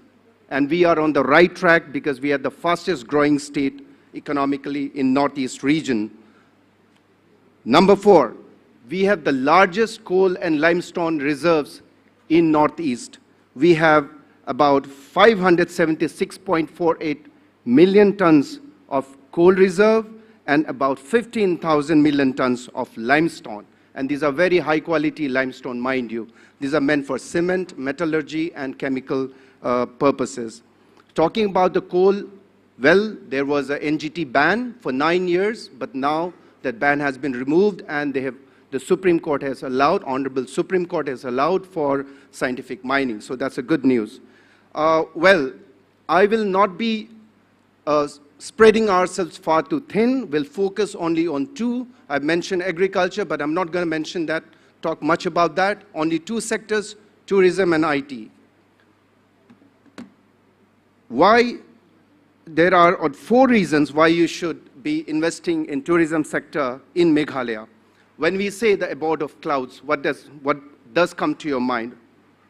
Romanticism. And a touristy place without romanticism, it's not possible. So one of the number 1 reason why Meghalaya is the destination next for tourism. Now, if you see geographically, from Itanagar in the north to Agartala in the south, Kolkata in the west, and Dimapur in the east, Shillong is the coldest town. And if it is not cold, if you don't have good weather, it's not going to be a good touristy place. That's reason number 1. Even yesterday when I was traveling down to catch my flight, in Shillong I was wearing a sweater, and when I reached Guwahati, the temperature was about 28 degrees Celsius. I had to take off my jacket and so on and so forth. So a good weather makes for a good touristy place. So that's reason number 1. Reason number 2, good connectivity. You just should not be a good touristy place, you also need to have a good connectivity. So we have one of the best roads in the northeast region. And the good news is there is a western bypass which is coming, and in the next few years is going to materialize. And in the next few years is going to materialize. And this is about 43 kilometers as you travel from Guwahati towards Shillong. There is a place called Umden, and from there you take a bypass and come out at Milliam, and you can go straight to Sohra. So that's western bypass. You will be saving about 2 hours of your journey time. Reason number 3, again, proximity to Guwahati. All flights land here. People who want to visit Northeast land in Guwahati. They might go anywhere. Maybe they might want to go to Guwahati, Dimapur, elsewhere. But then when they come back to Guwahati, whether for religious tourism, for adventure tourism, whatsoever, what is next? What comes very naturally to you is Shillong and Cherrapunji. So proximity to Guwahati helps for us. Reason number 4, of course, we are beautiful. So you might want to invest in tourism. I will elaborate on that in the further few slides. Now we come to IT, information technology. Now, in information technology, I have 3 reasons why you should invest. Number 1, when it comes to IT, the one with the higher speed is the winner. On that part, we have a very good news because Bangladesh Submarine Cable Company, they have started the submarine cable and they brought high-speed internet to Cox's Bazar, and Assam Emitron, they are going to extend this cable to Guwahati via Shillong. And we are looking at 2 gigabyte per second internet speed. And with this speed, we want to capitalize and sort of bring in the IT revolution in the region. Number 2 is a sizable English-speaking population, which our Joint Secretary mentioned. I'll just give you an anecdote. Once I was traveling with my batchmate from my service in my car, and on my loudspeaker, I was speaking to someone. And once I finished our conversation, my batchmate, my good friend, asked, "Who is this officer?" I said, "It's not an officer, it's a peon." So at the peon, even in Meghalaya, everybody speaks impeccable English, and that's one thing that you would want to capitalize on. Number 3 is what our Joint Secretary Sir mentioned about the Northeastern BPO promotion schemes. So you would want to make the best use of it. Now we come to the investable projects. Again, I will not speak too much, only on 3 or 4 projects. The investable project list is already there in the NEIGS portal, and also we have shared it on your table. So number 1 is the Shillong. This is the Shillong, in short we call it SICPAC, that's the Shillong International Center for Performing Arts and Culture. This was funded by Ministry of Donor at the cost of 151 crores, and this has about 4 theaters. Number 1 is 15, seating capacity is about 15,000. Second is about 1,700, and then we have 2 smaller theaters of about 590 and 325 seats. Now, besides this, we also have a tribal culture center, and there are 2 basements which are empty currently. To keep things in perspective, this would be around the size of DLF Promenade, and we are on the lookout for private partners who can help us run the show. And this infrastructure is complete currently, and the total carpet area of the building is about 9,525 square meters. The total area of the vacant land is about 1.25 lakh square meters, and we are expecting that there will be private partners who would be willing to set up hotels here. The good news is the Shillong International Center for Performing Arts, this is located in New Shillong Township, and in the next few years we intend to shift the whole government from Old Shillong to the New Shillong. That's in Umsali and Mokasiang area, and this particular infrastructure is located just opposite Nigrims. So this is one very good area of interest. Second one is IT. Now this is Shillong Tech Park Phase 1, and this is completed, and we have about 4 companies currently operating from here. All the Shillong Tech Parks are in the nature of plug and play, and so Shillong Tech Park is done. Now there are 3 other Shillong Tech Parks, Phase 2, 3, and 4. 2 is also coming up in Umsali, and this is about, the built-up area is about 1.5 lakh square feet, and tentative completion date is January 2026. And we have already started receiving a lot of interest. I'm told that this is packed as of now, but the good news is Shillong Tech Park Phase 2, Phase 3, and 4 are coming up. Phase 3 is in Maudang, and this is about 150 acres, and the Phase 4 is in Jirang, that is about 1,000 acres. So anybody who's interested, we have our people from IT department here, and during the B2G session, you would like to meet them and discuss. The third one is Tura Medical College. This is located in Dalden Gray in Tura City, on the outskirts of Tura City. And this has been funded by Ministry of Health and Family Welfare. And we are expecting that this will be completed July next year. And this is again somewhere we are looking for a private partner so as to manage the institution. Well, I have many pictures, but then I thought that I'll just show you the administrative building. This is the main academic building, and so we hope that this will be finished. Now, coming to tourism sector. Now, so far as tourism sector is concerned, this in Meghalaya is not categorized as an industry sector, but in our new industrial policy, which has been drafted, has been completed, but we are waiting for the Northeast Industrial Development Scheme, and we want to align it with that. So one of the major issue is land. So the solution for the investor is that government purchases the land, and then we provide it to the investors. So we have two models for investment. One is government-owned land, and the other is government-leased land. So you have, on the right side of your screen, you can see these are the locations for the government-owned land, and on the left extreme, these are the government-leased land. So you might want to explore areas for collaboration. Now we come to each one of these. Number one is, this is in Modyangdang, and this is about 50 acres. We are looking for a resort or hospitality complex, and the estimated cost of investment is about 200 to 500 crores. This is a prime property. Next is, this is at Sohra. This is about 50 acres. We are looking for an investment of about 200 to 500. Next is in Umyam. This is the Umyam Lake, and there is a very beautiful hotel called Rikinjai.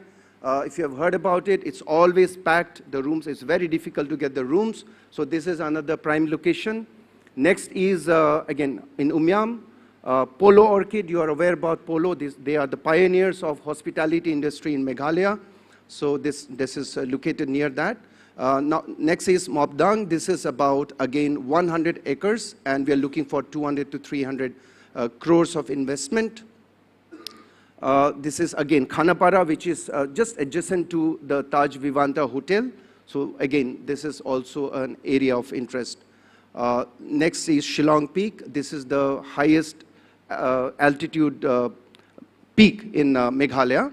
And next is Nokrek National Park. This is again about 100 acres. This is in a very conceptual stage now, a Meghalaya theme park, and we are in the process of identifying the land. If anybody is interested, can approach us. Now, talking about the ease of doing business, because this is the yardstick by which you see, you measure the investment climate of a state. The good news is that we have done pretty well, and amongst the northeastern states, we are the best performing state, and in the 2020 assessment, we were categorized as the emerging business ecosystem. We did identify a lot of reforms, and we have managed to achieve a lot of reforms. But, you know, the reason why we do have EODB in place is because most state government mechanisms are a juggernaut, all right? But then, I mean, so to speak, states like Maharashtra, Uttar Pradesh have such large departments. There are about 14, 15 officers. God knows how many tables a file has to pass through. That's not the case for a small state. We are a very approachable state, very efficient in terms of the work process. And we have also done some of very, widely appreciated government reforms in the form of e-proposal, wherein a file takes about just 5 hours to process, from dealing assistant to the minister and back to the issue of sanctions. So that way we are a pretty efficient state, being a smaller state. And talking about the single window system, this is our single window system, but this is sort of a proto single window system, and we are working on it, and we'll be making it as a robust and a true single window system in the next 1 month's time. And it will be backed, as we discussed in our roundtable, it will be backed by an empowered committee chaired by the Chief Minister himself, in which the pending issues will be looked into. And all such applications, all pending issues will be dealt with on priority. Talking about a small government, these are the 3 musketeers of our state, of course, under the Chhatrachaya of our Chief Minister and Chief Secretary, but then if you have any area of investment or any area of interest, you can approach any one of us. Dr. Vijay, he is the Commissioner Secretary to Chief Minister. He is also Commissioner Secretary Planning and Finance. He is also Commissioner Secretary for Tourism. If any interest on tourism sector, please approach him. Next is Dr. Praveen Bakshi, man of few words, but then he is a doer. Approach him for any IT-related interest, he will get it done. Third is me. I'm here to speak on behalf of Government of Meghalaya. My colleagues are here. So any issues, please, any interest, please approach any one of us. With this, I conclude my presentation here. All I will say is that think bigger, think better, think different, think Meghalaya. Thank you so much.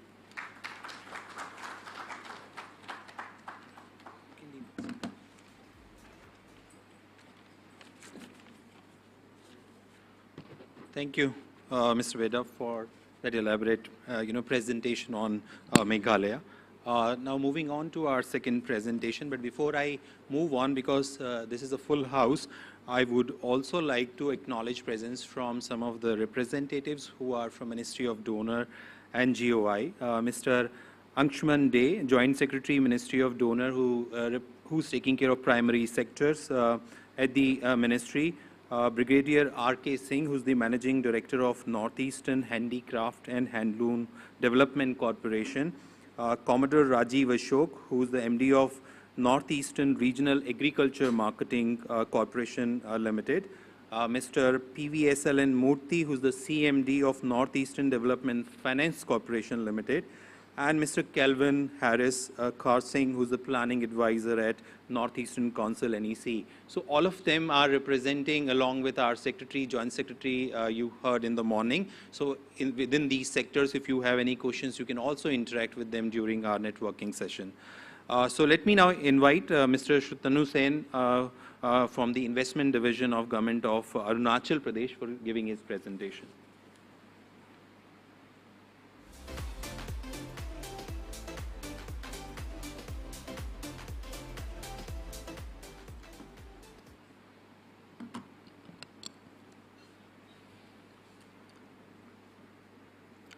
Good afternoon, everyone. Secretary Donor, sir, honorable dignitaries, investors, my friends from Invest India and FICCI, ladies and gentlemen.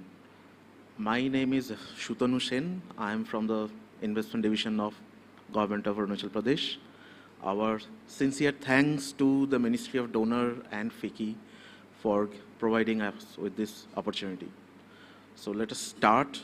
So this is our branding, Arunachal Rising.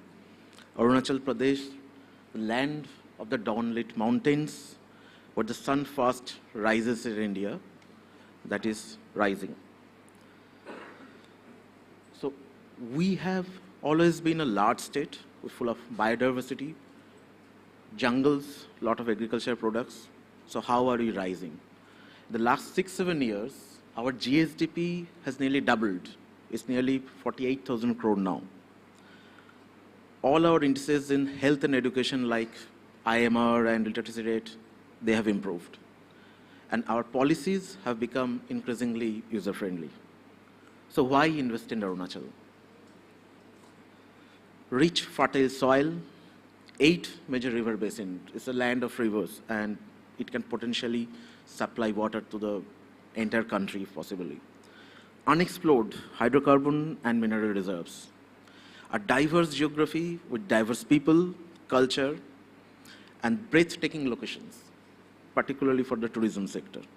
And most importantly, the people. We have a young and educated workforce from 26 tribes and over 100 sub-tribes, all fluent in Hindi and English, and you would surprisingly find them multilingual, speaking Marathi, Assamese, Tamil, Nepali, and all living in peace and harmony, earning the state the moniker of the island of peace. Now, top that up with our investment incentives, our land lease policies, our power subsidies. We are one of the states which has the lowest power tariffs for the industries.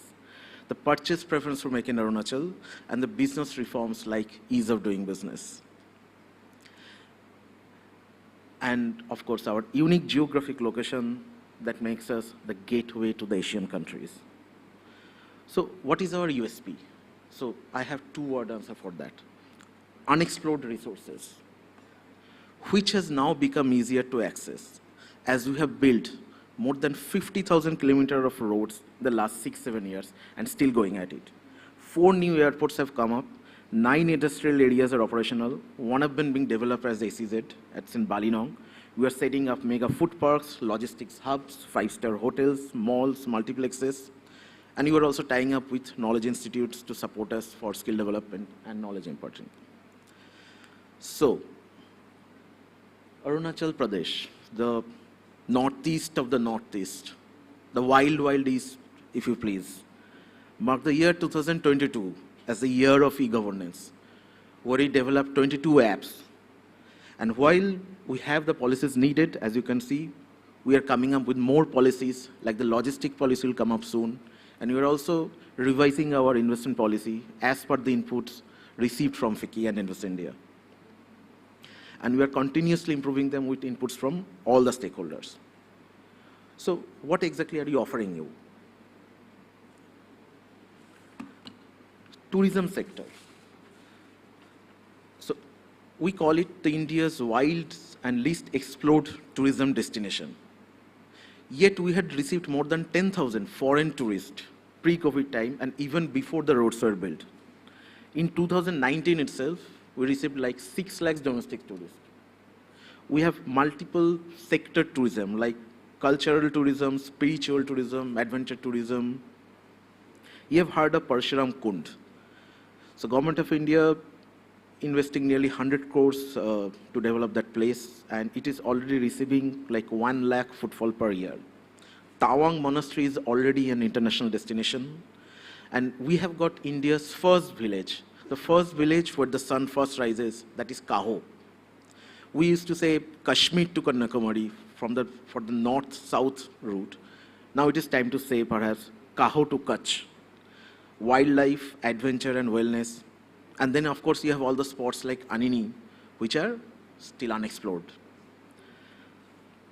So remember the many tribes and sub-tribes? So all of them have their own unique and indigenous fabric, dresses, handicraft, handlooms, each with their own aesthetics, their own tradition, and own story for marketing, with a very high potential for mass productions. We have good mineral reserves, mostly hydrocarbon, but also limestones, dolomite, iron, and quartz. What else have we got? So 40% of India's hydropower potential, plus some of India's small hydro potential as well. Competent human resource to set up BPOs and KPOs. But specifically in the agri-horti sector, we have right now about 1 lakh metric ton of surplus products in just 7 key crops. Those are kiwi, orange, apple, pineapples, and Raj cardamom. And add to that the potential for ginger, bamboo, apiculture, paddy, millet, oil palm, oilseed, pulses. We have more detailed data in all the brochures that you have shared with you. We'd request you to kindly go through them. We are in the process of setting up agri-horti clusters and would like it very much to partner with one of you to set them up in PPP mode. Do we have projects ready to invest in? Yes, we have. These are just a glimpse of the projects where in most of the cases we already have the land. We have a long list and we are updating the list as we go.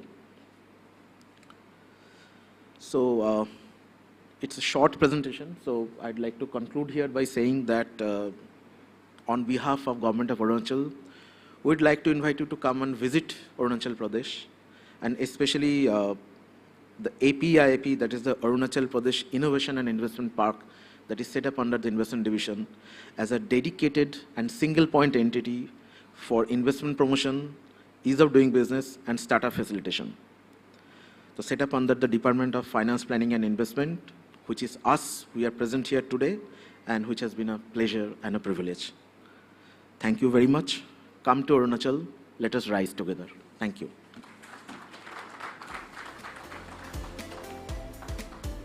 Thank you, Mr. Sen. Let me now invite Mr. Manvendra Pratap Singh, Managing Director of Assam Industrial Development Corporation.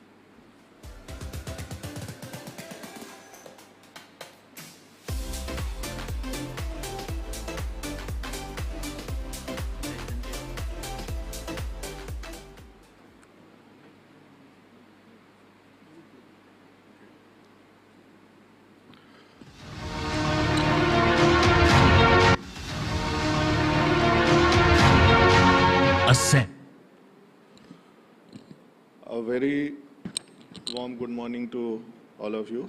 Respected Lok Ranjan sir, Secretary Donor, senior officials, dignitaries, investors, representative of industrial associations, and dear friends. First of all, our heartfelt gratitude and thanks to Ministry of Donor for organizing this roadshow in Mumbai and few other places where we will be going in coming days.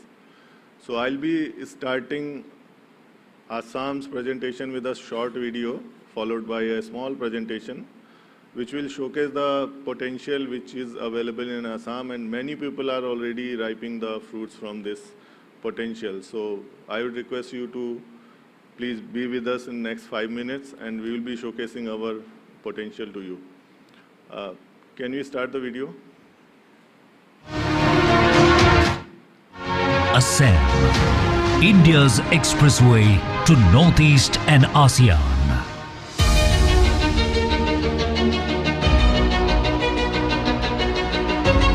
With a population of over 31 million and an economy growing at a remarkable pace, Assam is all set to be the next hub of global investment. Assam's geographic location and a strong connectivity network makes it the ideal staging point for doing business with the ASEAN and BBIN countries. With 15 national waterways, Assam boasts of nearly 10% of India's cumulative navigable waterways. With an impressive network of state and national highways and parts of the IMT corridor of the Trans-Asian Highway Network, State also has 2,400 kilometers of rail connectivity.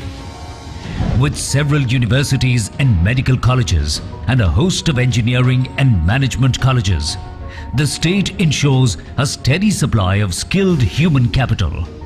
Assam is rich in minerals, textiles and natural resources and has abundant rice, spices, citrus fruits, vegetables and bamboo. Assam is also a tourism paradise. The unique natural heritage, the largest river island, Majuli, the tapestry of culture and hospitable people makes tourism one of the most important industries in the state. The state is the largest tea-producing region in the world today. The state also holds monopoly in producing golden or Muga silk. A thriving oil and gas and pharma industry are already present in Assam. New avenues are opening up in and around a number of other unconventional industry sectors too. The ethanol sector and electric vehicle sector has attracted a lot of attention in state because of the new policies and incentives launched by the government of Assam. Doing business in Assam is very convenient because of the robust industrial infrastructure, easy to do business policies, smooth and efficient single window transaction systems, a completely online business application model, new industrial policies and visionary leadership at the helm. Come, join us now and be a part of this exclusive and incredible journey of growth. Assam.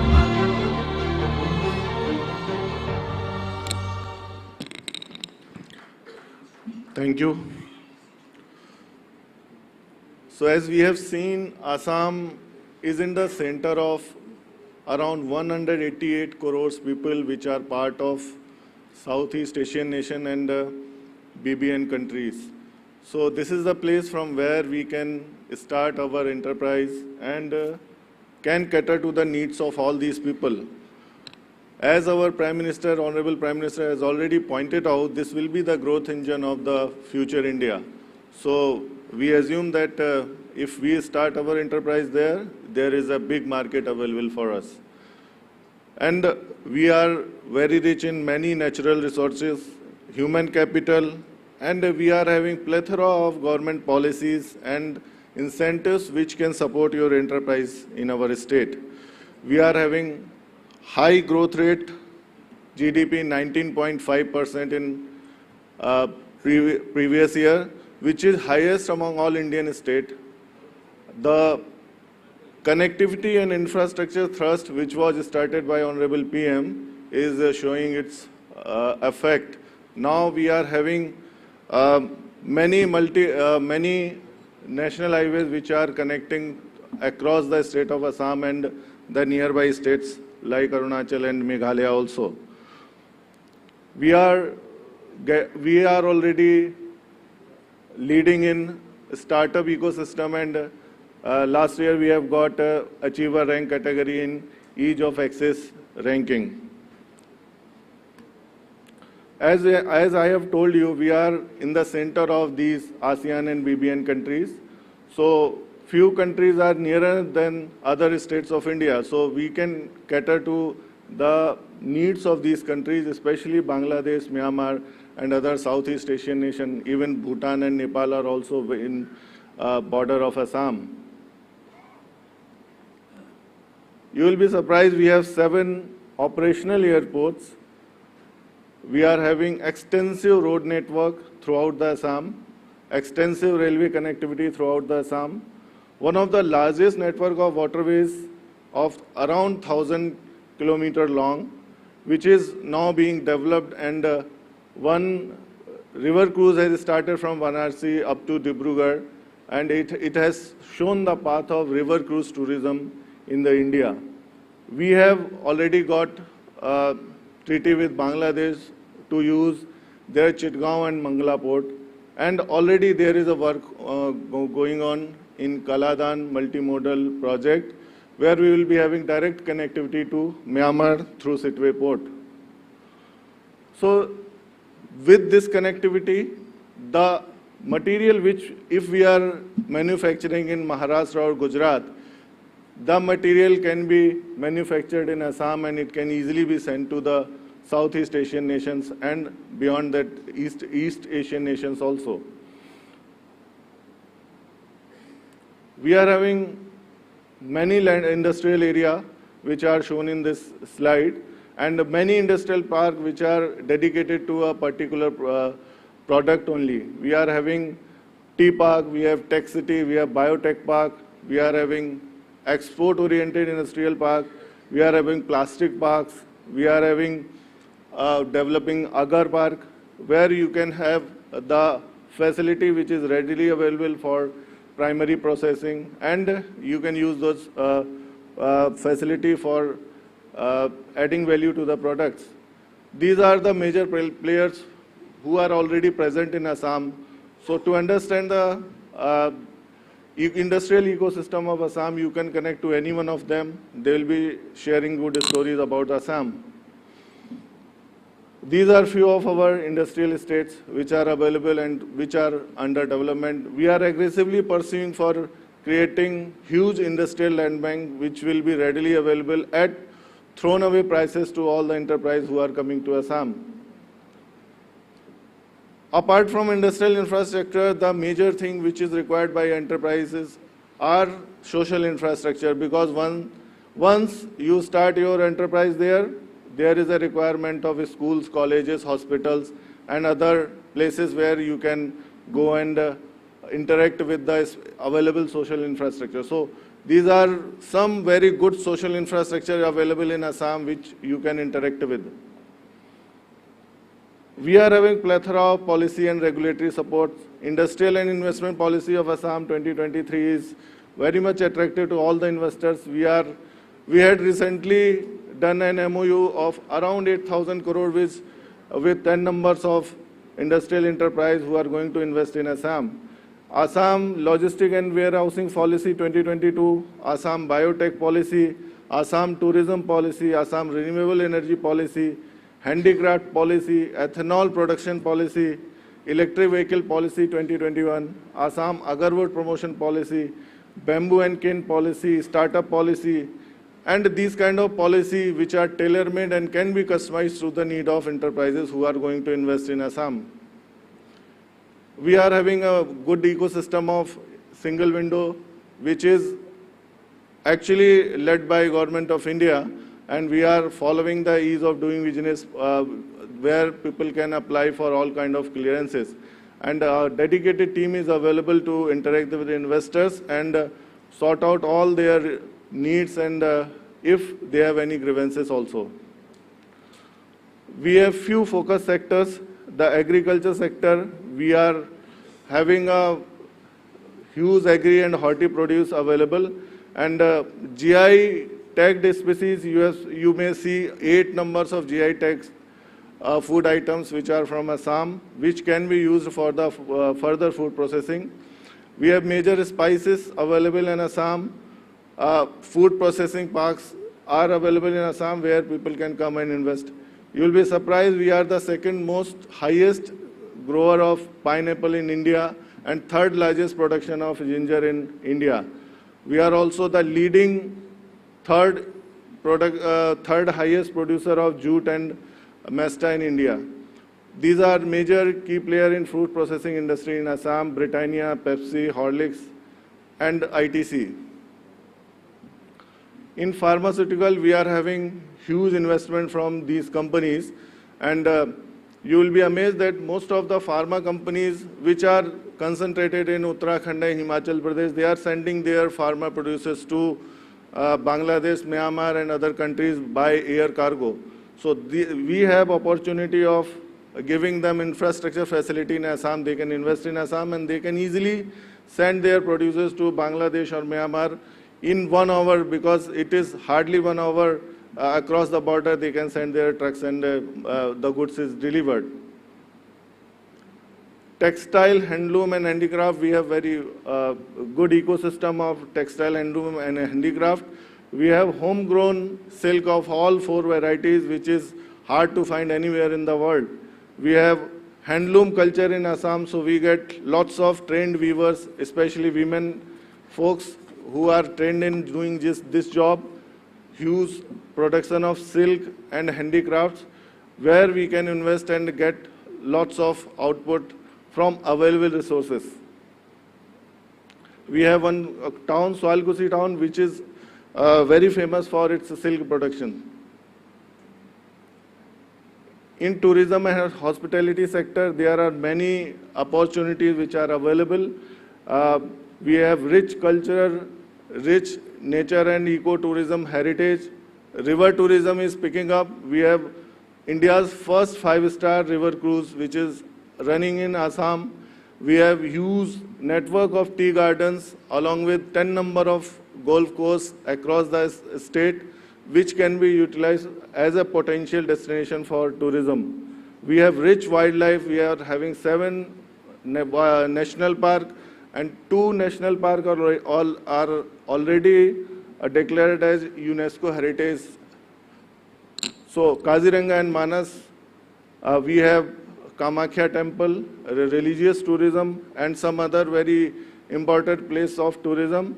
And regarding adventure sports, we are having lots of facility for rafting, angling, trekking, and rock climbing in Assam and in and around Assam. So these was the, in brief, I have told about Assam. You can contact us anytime. I have shared a booklet of investable projects and a policy booklet with all of you. So if anything else is required, we are available here till evening. We can interact and we can take forward our proposal in the future. Thank you.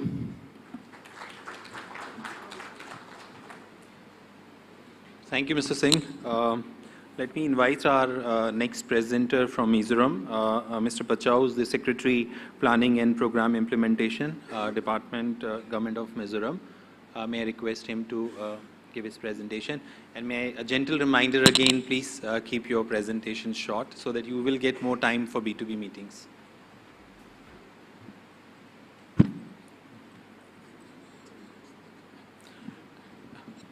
Respected Secretary Sir Lokranjan,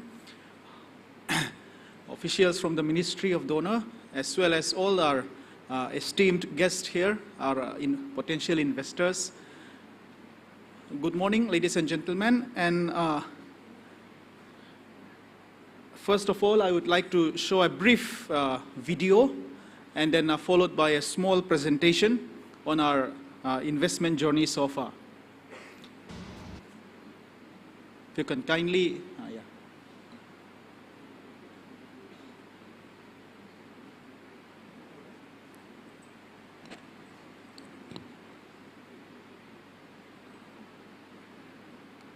So while they are setting up, we would like to extend a big gratitude to the Ministry of Donor as well as FICCI in arranging this very important event for us, for a state like Mizoram. Northeast India, Yeah. a land of untapped opportunities.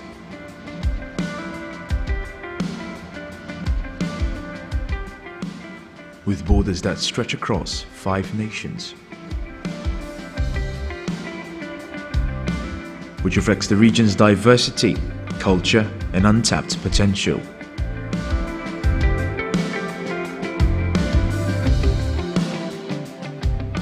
Our incredible natural beauty and diversity is the reason why we are often addressed as paradise unexplored. We produced some of the most talented athletes, artists, and cultural icons in India.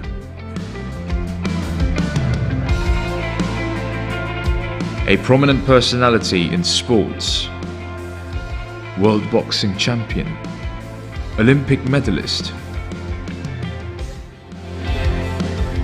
Among all the other states in the northeast, Mizoram stood out as one of the most heavily forested areas in the country. Mizoram is popularly known for its peace and harmony. We are also known for our discipline. We are highly people-oriented, with the Young Mizo Association, which works towards promoting the welfare and development of the people, especially the youth. Our virtue of selflessness, called Tlongweina, made us special and stand out among all the other states. We have Ngalo Door, a shop without keeper, where shops are left unattended and buyers leave money safely in a box. This practice reflects the trust that our community has in each other and their unwavering commitment to honesty and integrity. Above these, Mizoram also tops the list as the happiest state of India. These core values combined with the moderate climate truly set us apart to have a deep sense of community and shared values. We look forward to the opportunities that the Kaladan Multimodal Transit Transport Project will bring to us in becoming the Indie Corridor to Southeast Asian countries.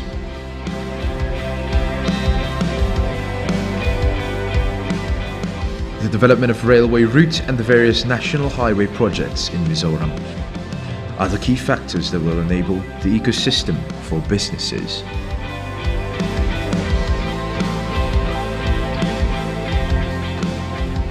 We are simply lying in the sea of immense potential and opportunity. Limitless possibilities of human endeavor. Mizoram, the talent capital.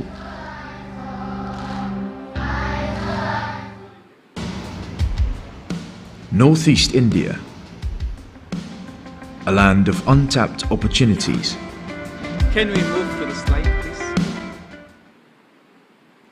Yeah, so that is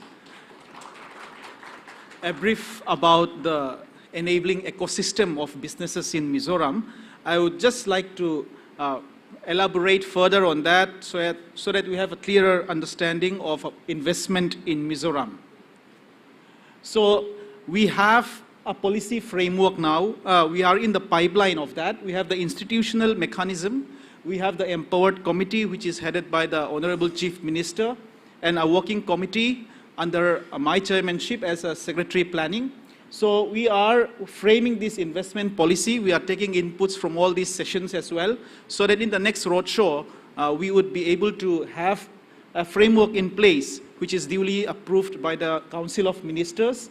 And also we have a Mizoram Startup Mission Society, which will function as our investment promotion agency as well, to handhold investors and provide assistance. So our investments so far, I just want to show this just to highlight some of the investment that has taken place so far, because the question is always on how about the land availability? So the example here I want to show is this Godrej Agrovet Limited, which have set up this oil palm processing mill.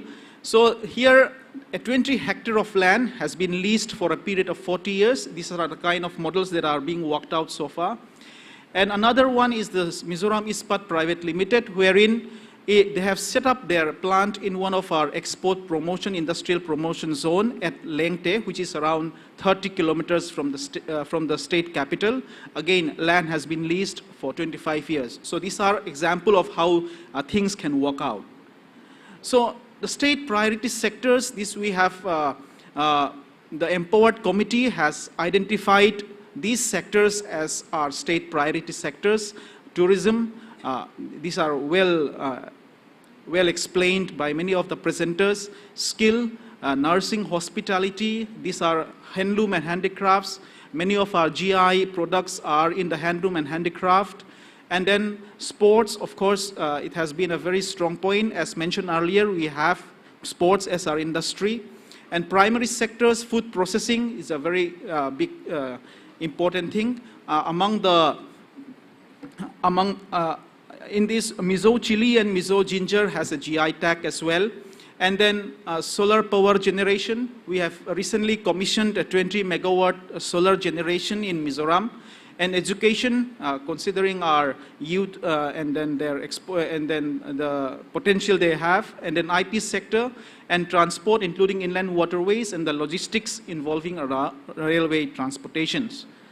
So the focus sector for investment in the tourism, these are the various investable projects.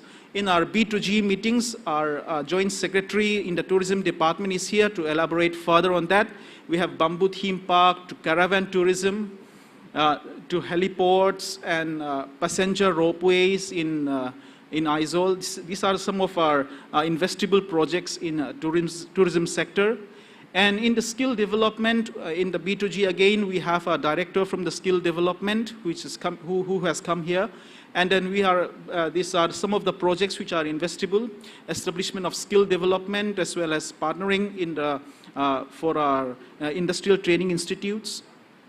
And then in the horticulture sector, we have a lot of sectors, a lot of investable projects wherein food processing has been a very important potential, has a very important potential for us. And then again, the enabling infrastructure, we have seen some of the enabling ecosystem there. And then apart from that, we have the 7 industrial parks with available land at Luang Mual, Leng, Desai, Rang, and Lunglei. These are the major places.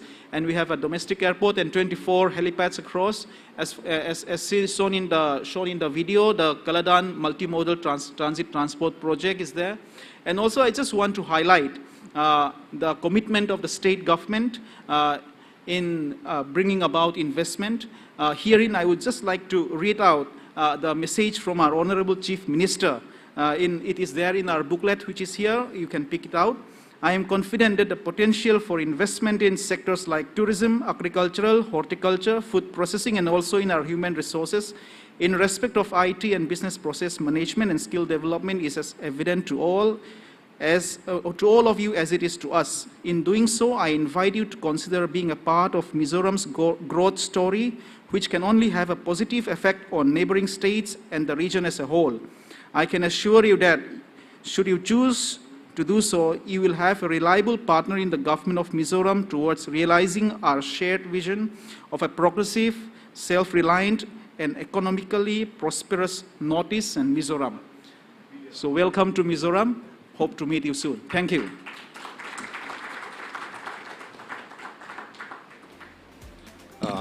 Thank you, Mr. Bachau.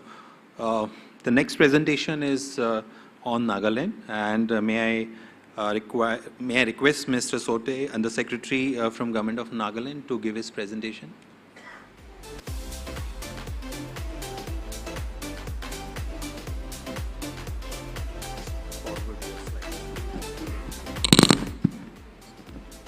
Good afternoon, everybody.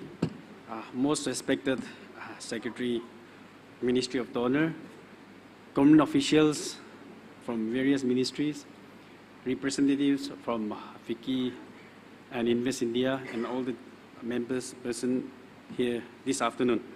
I'm very glad to stand in front of you all today on behalf of the government of Nagaland.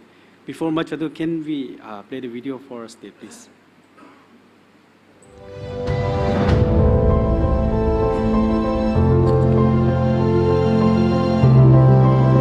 Nagaland is a young, dynamic and a culturally vibrant state which puts us in the spotlight, be it tourism, fashion and music.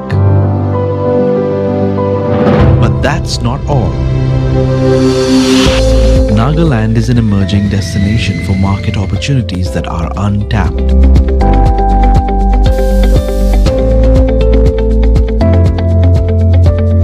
Over the last decade, the state has evolved beyond just a tourist and a cultural hotspot into a hub of creativity, innovation and enterprise. As reflected in the GSDP, there has been a steady annual increase of 10.46% between 2011 to 2020. The Agri and Allied is one of the major contributors to the GSDP and is the largest employer of the workforce in the state. Nagaland's crop cultivation and production has paved the way for a growing export market. The state has also adopted a balanced mix of technology and indigenous technical knowledge. Powered under SDG 17, the state aspires to reduce fiscal deficit to 3% of the GSDP and increase state-level income generation to attain self-sufficiency. We are fortunate to have a young population who are constantly adapting to the changing technology and innovation. 1,232.94 crore was spent on education and continues to be a priority sector for the state. The potential to explore Nagaland's rich natural resources like tea, pineapple, honey, and bamboo is high. Nagaland aims to move from subsistence to surplus economy. Our goal is to increase the state's export potential with the right market linkages. Nagaland aims to be a model startup leader by establishing 500 startups. At present, IDAN is collaborating with various national and international organizations that will propel us towards economic growth. IDAN is an investment promotion agency to explore and promote all possible investment opportunities for the state. Our goal is to support innovative ways to attract investment and build our local content, as well as match the aspirational quotient of the people through strategic partnerships. Come, share our journey towards sustainable growth.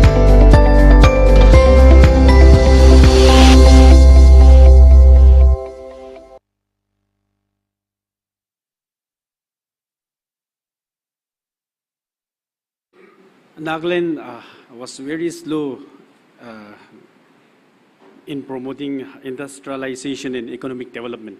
And because of that reason, our state government, took a very strong decision to set up an entity called Investment and Development Authority of Nagaland, where Chief Minister himself is holding the chief chair person of that entity. And in order to speed up things, he has also now appointed his own advisor as the new chairman of our Investment and Development Authority of Nagaland. So now Investment and Development Authority of Nagaland, we are working towards attracting developmental prospects and in order to promote investment into the state. I have prepared a comprehensive presentation. And I will be skipping most of because of limited time, I will be skipping most of the slides. So you can kindly, any interested person can kindly collect it from the organizers themselves. Our government, we have set up many enabling ecosystem in order to attract investment into the state. And there are many policies that the government of Nagaland has come up. We have all these policy, the startup policy, the tourism policy, the bamboo policy, ID policy, and the water policy, which has already been set up. And these these are some of the policies that are under consideration.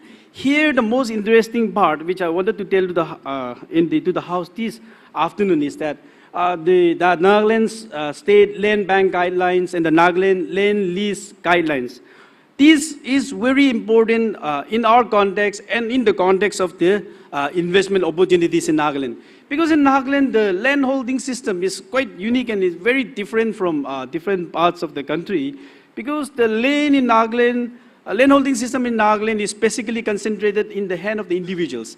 More than 95% of the land belongs to the individuals, to the village, to the khels, to the community. So even for the government, it is very difficult to acquire land. So in order to overcome this difficulty and in order to attract investment, we thought that we have to come up with a guideline, and it is already drafted and is almost approved. And so with this new policy, we believe that with the land bank and the land lease system being in picture, it will be quite a game changer for investment prospects in Nagaland.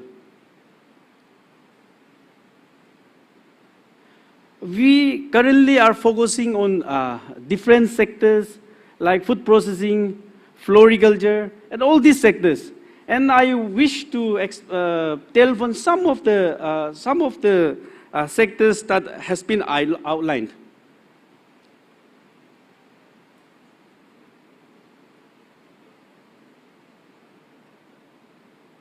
Nagaland, in floriculture sector, we are, in floriculture sector, we look forward for investment in this sector, especially in enhancing the production and market linkages.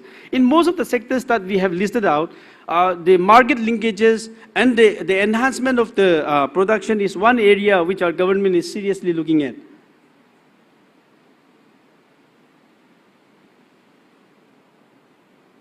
I'll skip almost all these sectors because these are some of the sectors, and we have listed out the investable projects in the slide itself, the importance that the state is giving in, and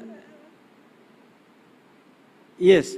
So in tourism sector, the investable projects that we have highlighted is the eco resorts, which we thought that which will be environmental sustainability with social impact. So these are some of the investable projects in the tourism sector. So in handloom and handicraft, we have listed an investable project for natural fiber mission. We have this, traditionally we have in Nagaland 16 districts with 17 major tribes, and each tribe have their own unique,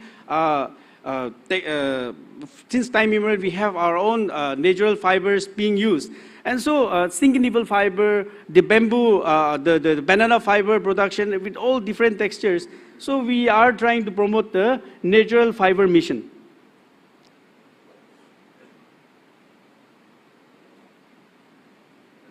So since we are running short of time, I'll just keep it, and I will focus on the last slide. So for this music and sports, why Nagaland? I'll focus on this, why Nagaland. Now, like many of our northeastern states, they have elaborated, and we also have a firm belief that we have started quite late, but we have lots of things to offer. The mindset, our government, we are focusing on the mindset. We have changed our mindset. We are trying to open up to the world and to the rest of the country. So mindset is one important factor that will be a major player. So we want that, since we have quite lots of potentials, Nagaland is biologically and culturally diverse. Our agro and textile products reflect this uniqueness. We are also identified as one of the biological hotspots in the country. So by investing in all the sectors that has been listed and is presented, we feel that we will be able to give justice, and we'll be able to give justice to the investors that is going to come to Nagaland. Thank you so much.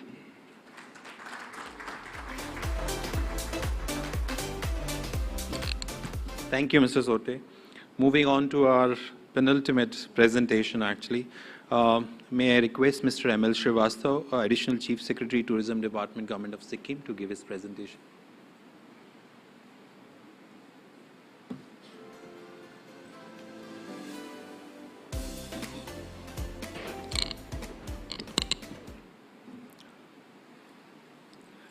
Very good afternoon, respected Secretary, Ministry of Donor, the officers from the Ministry, champions of industries, prospective investors, my colleagues here, ladies and gentlemen. We'll be playing a small video that will give the perspective, and then I'll talk about the salient features, why the industry should come to Sikkim, and what are the USPs of Sikkim. Please. Sikkim is the home of the mighty Kanchenjunga, the highest peak in India. Revered as the guardian deity of this land, its presence creates a unique ecosystem in the region. Covering just 0.22% of India's total geographical area, Sikkim contains an astounding 26% of the biodiversity in the country.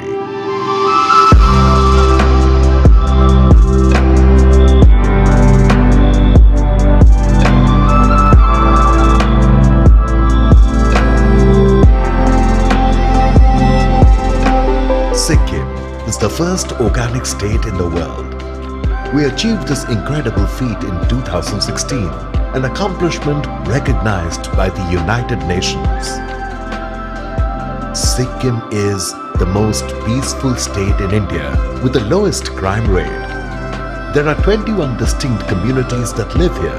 The shared cultures and history have woven all who live here into a robust fabric of peace and harmony. Sikkim is young and educated. The literacy rate here is over 88%. And ranks first in the country for enrollment to higher education.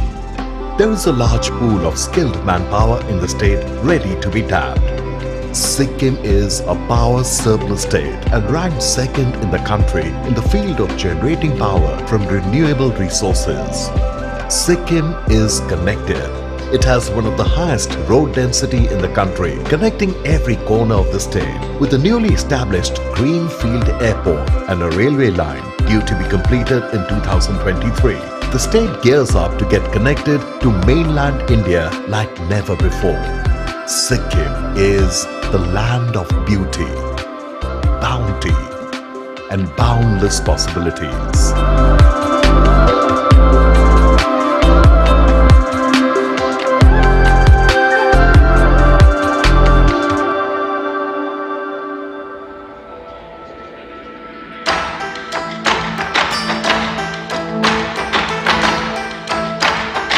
Tourism is a major industry in Sikkim and is the mainstay of its economy. To encourage the growth of tourism, the state government focuses on giving boost to adventure, wellness, medical, village and heli-tourism. Sikkim is the world's first certified organic state. By 2025, the organic farming in India is estimated to be worth around 75,000 crores. Setting up of organic food processing unit and cold chain storage facilities are a priority.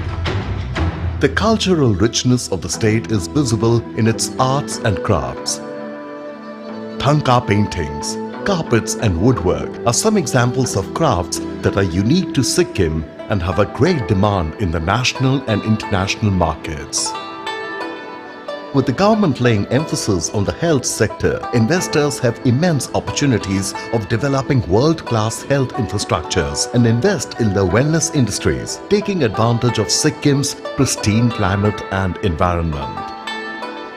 The government has accorded highest priority to the education sector by providing an outlay of almost 20% of the state's budget. It is a known fact that the Northeast possesses a huge talent pool for sports. Recognizing this, the Sikkim government accords high priority in the sports sector and welcomes collaboration in developing sports villages, coaching and training academies in the state. Sikkim was conferred with the National Award in 2021 for Most Film-Friendly State. To promote film shooting in the state, a single-window system for acquiring all clearances has been put in place. The government is in the process of developing a film city in Namchi district. With the government's strong focus on effectively implementing waste-to-energy projects, Sikkim is rightly poised to incentivize investments in the renewable energy and waste management sector. The government has formulated friendly policies in the IT sector and has also earmarked substantial budget and land for an IT special economic zone near the capital city, Gangtok. Real estate and township infrastructure development in the form of housing projects, hotels, hospitals, amusement and recreational parks, malls, ropeway networks and other community infrastructure projects are open for investment.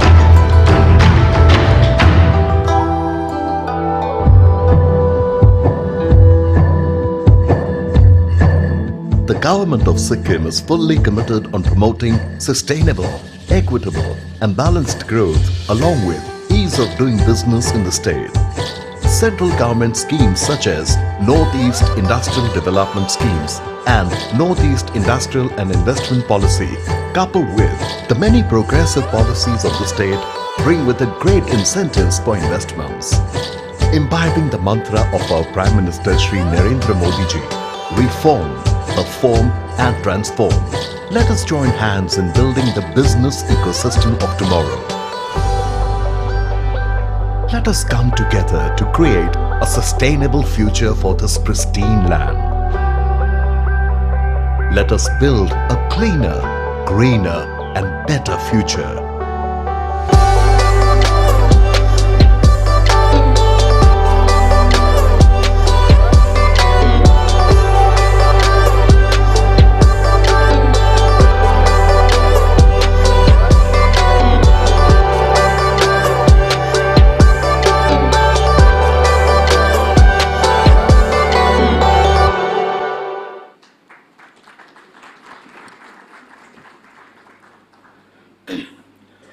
I will not talk more about the USPs of the state. We have already gone through that.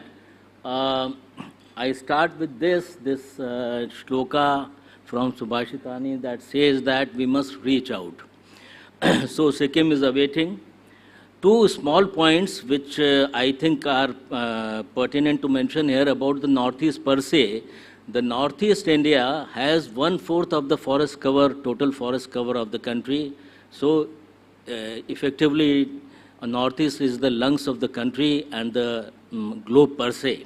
And it is also part of the around 36, 37 biodiversity hotspots in the world. The eastern Himalayas, the major part is Northeast. That is also in the one of the hotspots in the world. So these two are very important points. In the morning, Mr. Barthagut talked about the IHMs to be adopted. So Sikkim we have one Institute of Hotel Management, full-fledged functional, and I hope that will also be adopted. So there are 6 districts. Most of these things I will not take every point, but most importantly, the per capita income that is highest in the country. And I recall during 90s it was much behind. So you can definitely, that's a pointer towards the proactive policies of the state government. Very well connected, and the connectivity is the primary issue.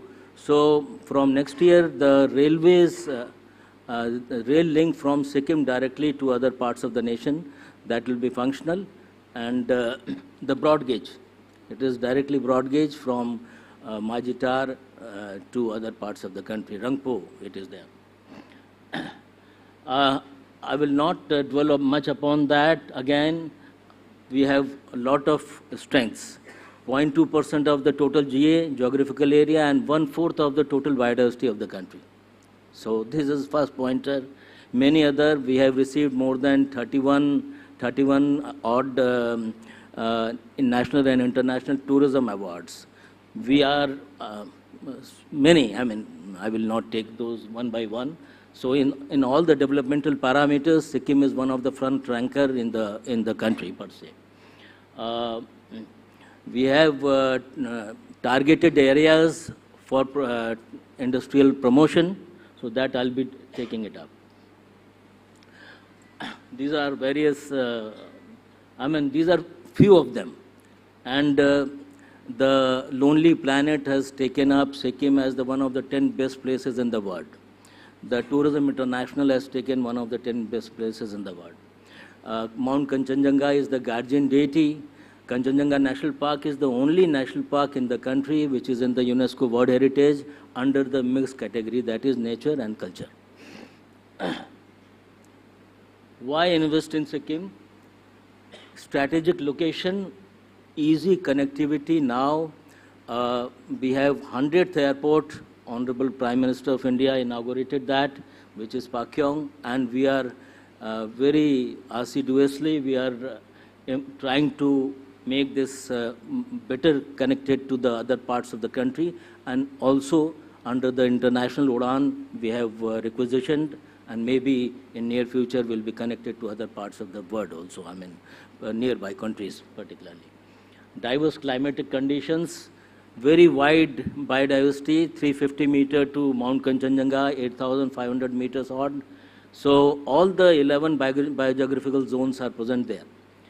And environmentally very responsible state, environment friendly, and we are carbon negative. So very vast potential for investment here in the carbon credit market, environment related industries also. Green investment in the green Sikkim. Words, it has already been mentioned, only certified organic state. Very wide, variegated, wetlands, lakes, glaciers, very rich natural endowments, high hydropower generation. We have already 23 hydroelectric projects functional, and mini and micro hydro. There is vast potential around 1,000 megawatt. And English-speaking people, that's also positive. Other speakers also mentioned about that. And very easy availability of technical and skilled manpower. Enabling infrastructure, connectivity I have mentioned, education and skilled infrastructure. Literacy rate is around 88%, that was mentioned here. 14 universities are there now in Sikkim, 14. So you can make out it's a very small state, but educational tourism is also being promoted, and specific theme-based universities like Organic State Skilled University, that is also being set up. Very recently the Assembly passed the bill. Technical universities, NIT is already there, and social infrastructure, we have very huge, very profound medical infrastructure present there. Homestays, in the tourism sector, we have 1193 homestays already functional, and 1,000 more are being established. Industrial infrastructure, industrial parks, cluster development approach we are adopting, and connectivity is being improved. It has one of the highest road density in the country. Policy framework, the policy support, the industrial investment policy, it is firmed up, and the government approval is being taken. Investment promotion agency formation, then single window system, and sectoral policy, ecotourism policy is already notified. Your education policy, tourism investment policy is submitted to the government, and Sikkim IT policy, organic farming policy, these are already in place.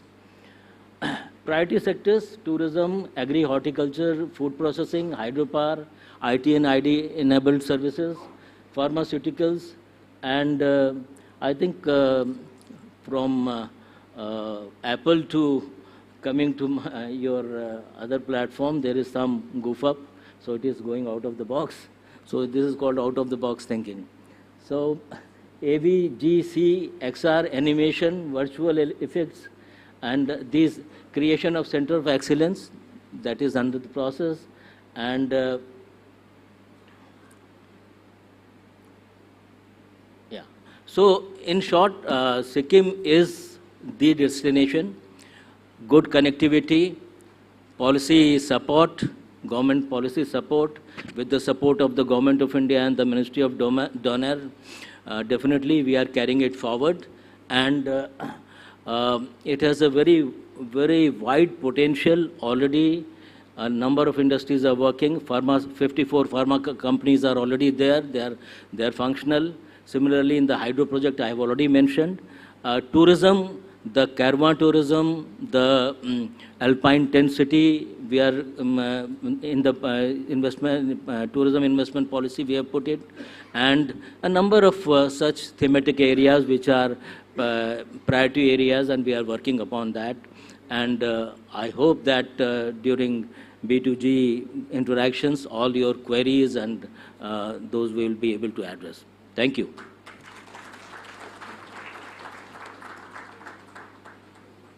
Thank you, Mr. Srivastav. Now let me invite our final presenter of the day, Shri Kushwant Singh Sethi, who is the Principal Secretary, Department of Industries and Commerce, Government of Tripura. May I request him to kindly join us here.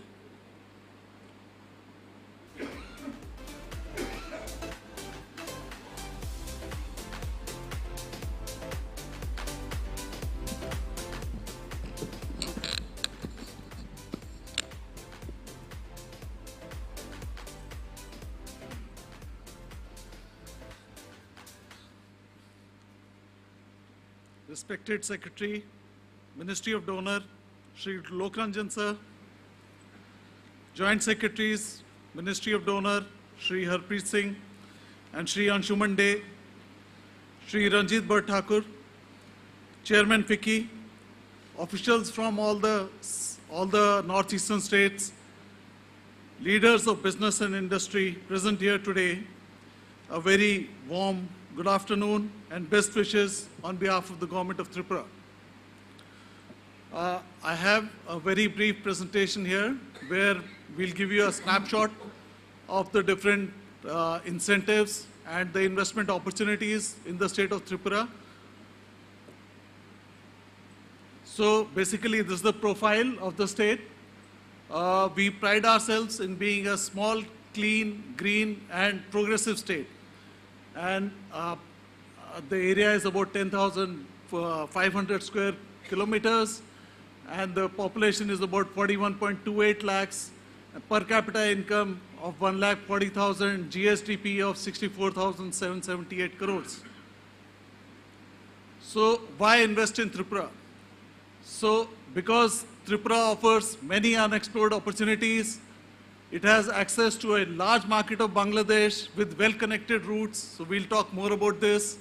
And so it has a unique natural resources like rubber and bamboo, on which many of the industries can be built up. And it has a stable and very responsive administration, about which you just also heard from the Mutha Industries a little while ago. You saw that as soon as they evinced interest in the state of Tripura, the Tripura government officials immediately got in touch with them. They came all the way to Bombay to incentivize them and to facilitate them to set up this industry in Tripura. And today, you will see, you can see their products. You also heard Secretary Donor Sir talk about this.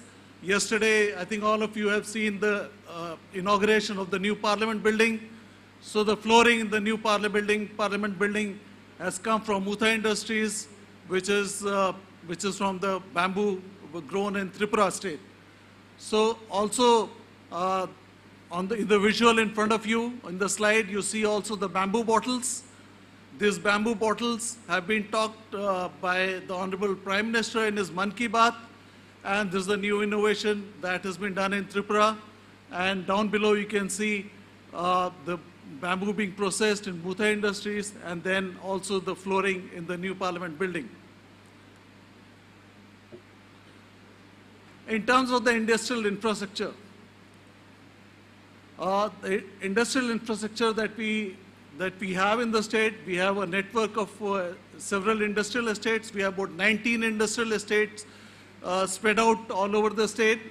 The prime amongst them is the Industrial Growth Center in Bojang Nagar, which is about only 10 kilometers from Agartala, and it comprises about 700 acres. And then specific infrastructure, which is thematic based, is also like rubber park. We have a bamboo park. We have an export theme park, then software technology park, excellent mini tool room with state-of-the-art facilities, and an apparel park. In terms of industrial estates, I mentioned to you that we have several industrial estates, some of which are listed here. The Kumarghat Agarbatti cluster, Udaipur, AD Nagar, Badarghat, Dharmanagar, and Dukli. The upcoming industrial infrastructure that is also coming up with the help of the ADB project. The state is implementing a very ambitious ADB project, about $250 million, 1,200 crores for building up the necessary infrastructure in the state. Just some snapshots of the industrial infrastructure in the state in the different industrial parks. In terms of the enabling infrastructure, you can see the supporting, we have an excellent road network, NH8, which is now double lane, the railway broad gauge, which was earlier up to Agartala only, has now been extended to Sabroom, right up to the southernmost corner of the state. And the Agartala airport is also the second busiest airport from the northeast. It has about 21 flights every day. So with excellent connectivity, not only to Calcutta and Guwahati, but also to many other cities of the country. Then supporting basic infrastructure, state has a high and growing literacy rate. It is higher than the national literacy rate. It is a power surplus state. Power is available at subsidized rate for industries, and I can tell you that the rate is only ₹5 per unit, which is perhaps one of the lowest that is offered to the industries all over the country. All block headquarters are connected by the optic fiber cable network. It is also the second largest natural gas producing state of the Northeast, and our industrial estate is also has already a CNG pipeline, and there is also a PNG network for domestic gas in Agartala. In terms of social infrastructure, the state has medical colleges, engineering colleges, nursing institute, paramedical college, private hospitals and nursing homes, and we also have other infrastructure like star hotels, log huts, ecotourism, etc. So these all add to the infrastructure facilitating industrial investment in the state. As I mentioned to you, the number of industrial parks is about 19. The best of the prime amongst them being Bojang Nagar Industrial Park, which is the only park in the Northeast to be rated as a challenger in the industrial park rating system conducted by the ADB. And the specific industrial infrastructure, logistic facilities also include warehouse, cold storage, food testing laboratories, CTPF, etc., which are facilitating and necessary for some of the industries to be set up in the state. In terms of policy and regulatory support, there is an administrative mechanism in place to handle and support. We have a single window portal called the Swagat, where all the approvals are given by the different agencies, different governments, different government departments, and all the statutory clearances are given within a maximum period of 30 days. If the clearances are not granted, they are presumed to be granted. So that is the kind of facilities we have to attract investment in Tripura. And in terms of, we have the Empowered Committee, which is chaired by the Honorable Chief Minister himself, and a working committee under the chairmanship of the Principal Secretary Industries to facilitate this single window clearing system for all the industries. We also have a number of sectoral policies to facilitate industrial investment in the state, which include like Tripura IT Startup Scheme, Tripura Data Center Center Policy, Tripura Agarwood Policy, etc. In terms of priority sectors that we have identified for the state, these include rubber, bamboo, food processing, tourism, information technology, and agar processing. So agar is a new area that we are boosting from the state government in a big way, and we have more than 5 million mature agar trees available in the state. These are mostly in the private plantations, and a policy for this has already been put into place, and we also put in number of incentives to facilitate investment in this. Regarding the rubber sector and the bamboo sector, Tripura is the second rubber capital of India, which we have a total plantation area of 86,000, about 900 hectares, and the production of 90,712 tons per annum. So that is a huge kind of production that we are looking for, which can facilitate rubber-based industries to be set up in the state. We already have one rubber park in place and a second rubber park also coming up under the ADB project.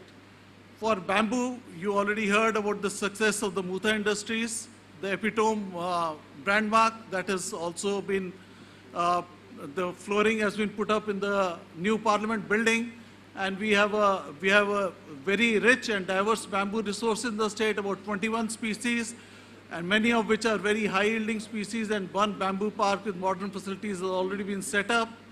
And we also propose to have another integrated bamboo park in the state.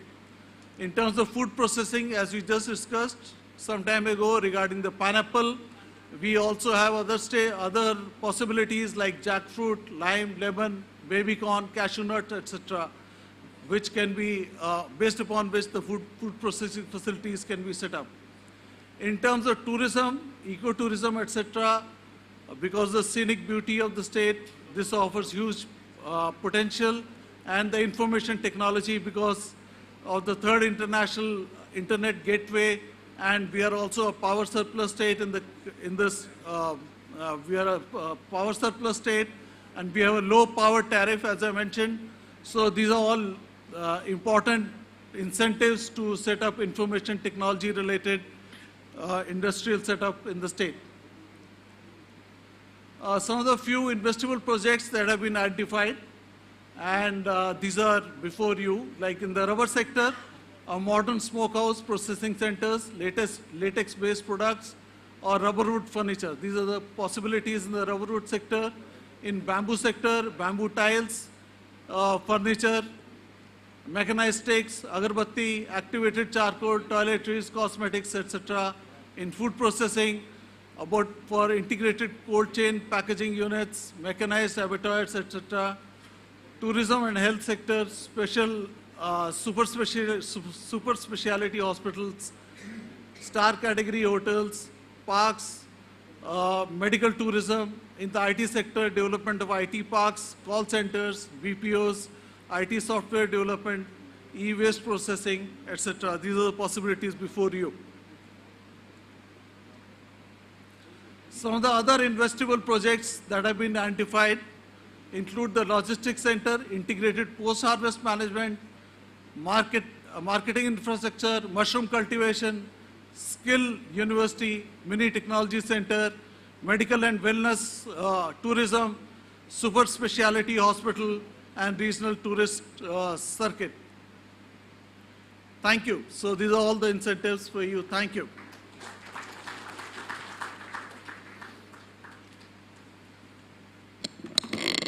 Thank you, Mr. Sethi. In brief, I think I would say that mesmerizing and beautiful video and loaded information, presentations. If you're unable to process it and you want to take a relook at it, do visit us at northeastgis.in. GIS Global Investor Summit. A lot of this information would be available on the website. In case you need any additional information beyond this, you can also write to us on northeastgis@fiki.com. I would like to thank all our speakers who, presented patiently, and especially the audience who listened to them and try to see that as much information, they can gather from these presentations and use them during the B2G meeting. So here are the next steps, what we are going to do. We have a media briefing schedule for leader of the delegations, Secretary, Sir, and Joint Secretary at the Golden Room, which is on the right passage towards the end. May I request all of these dignitaries to kindly move to that room for the media briefing. I would also request all our delegation officers who have come from Northeast and would be part of the B2G meetings to go to the gateway room where the setup for the B2G meeting has been placed. And to give you a little more information that how now B2G will work for next 3 to 4 hours, I would like to invite Arunav Sharma and his team, who you can identify currently, and for any information, for anything on B2G schedule, please reach out to him and his team. So Arunav, may I request you to come and share the details. He will also be announcing company names, so please be attentive in between when he's announcing company's name, whose schedule has been fixed with all the states, so that you know that when your turn is coming. And then once we settle down with this in next 15-20 minutes, we'll also be opening the lunch for rest of the delegates so that they can use their time during the lunch and network with others. So Arunav, over to you. Thank you. Good afternoon, ladies and gentlemen. As we start with the B2G meetings, I would be announcing the names as per the slots which have been assigned. My team members, Deep will be helping you to take you from here to the Gateway Hall, which is in this first floor itself. And Amlan and Ratnashri will be available there to connect you to all the states there. So we'll start now. I would request all the state governments to proceed to Gateway Halls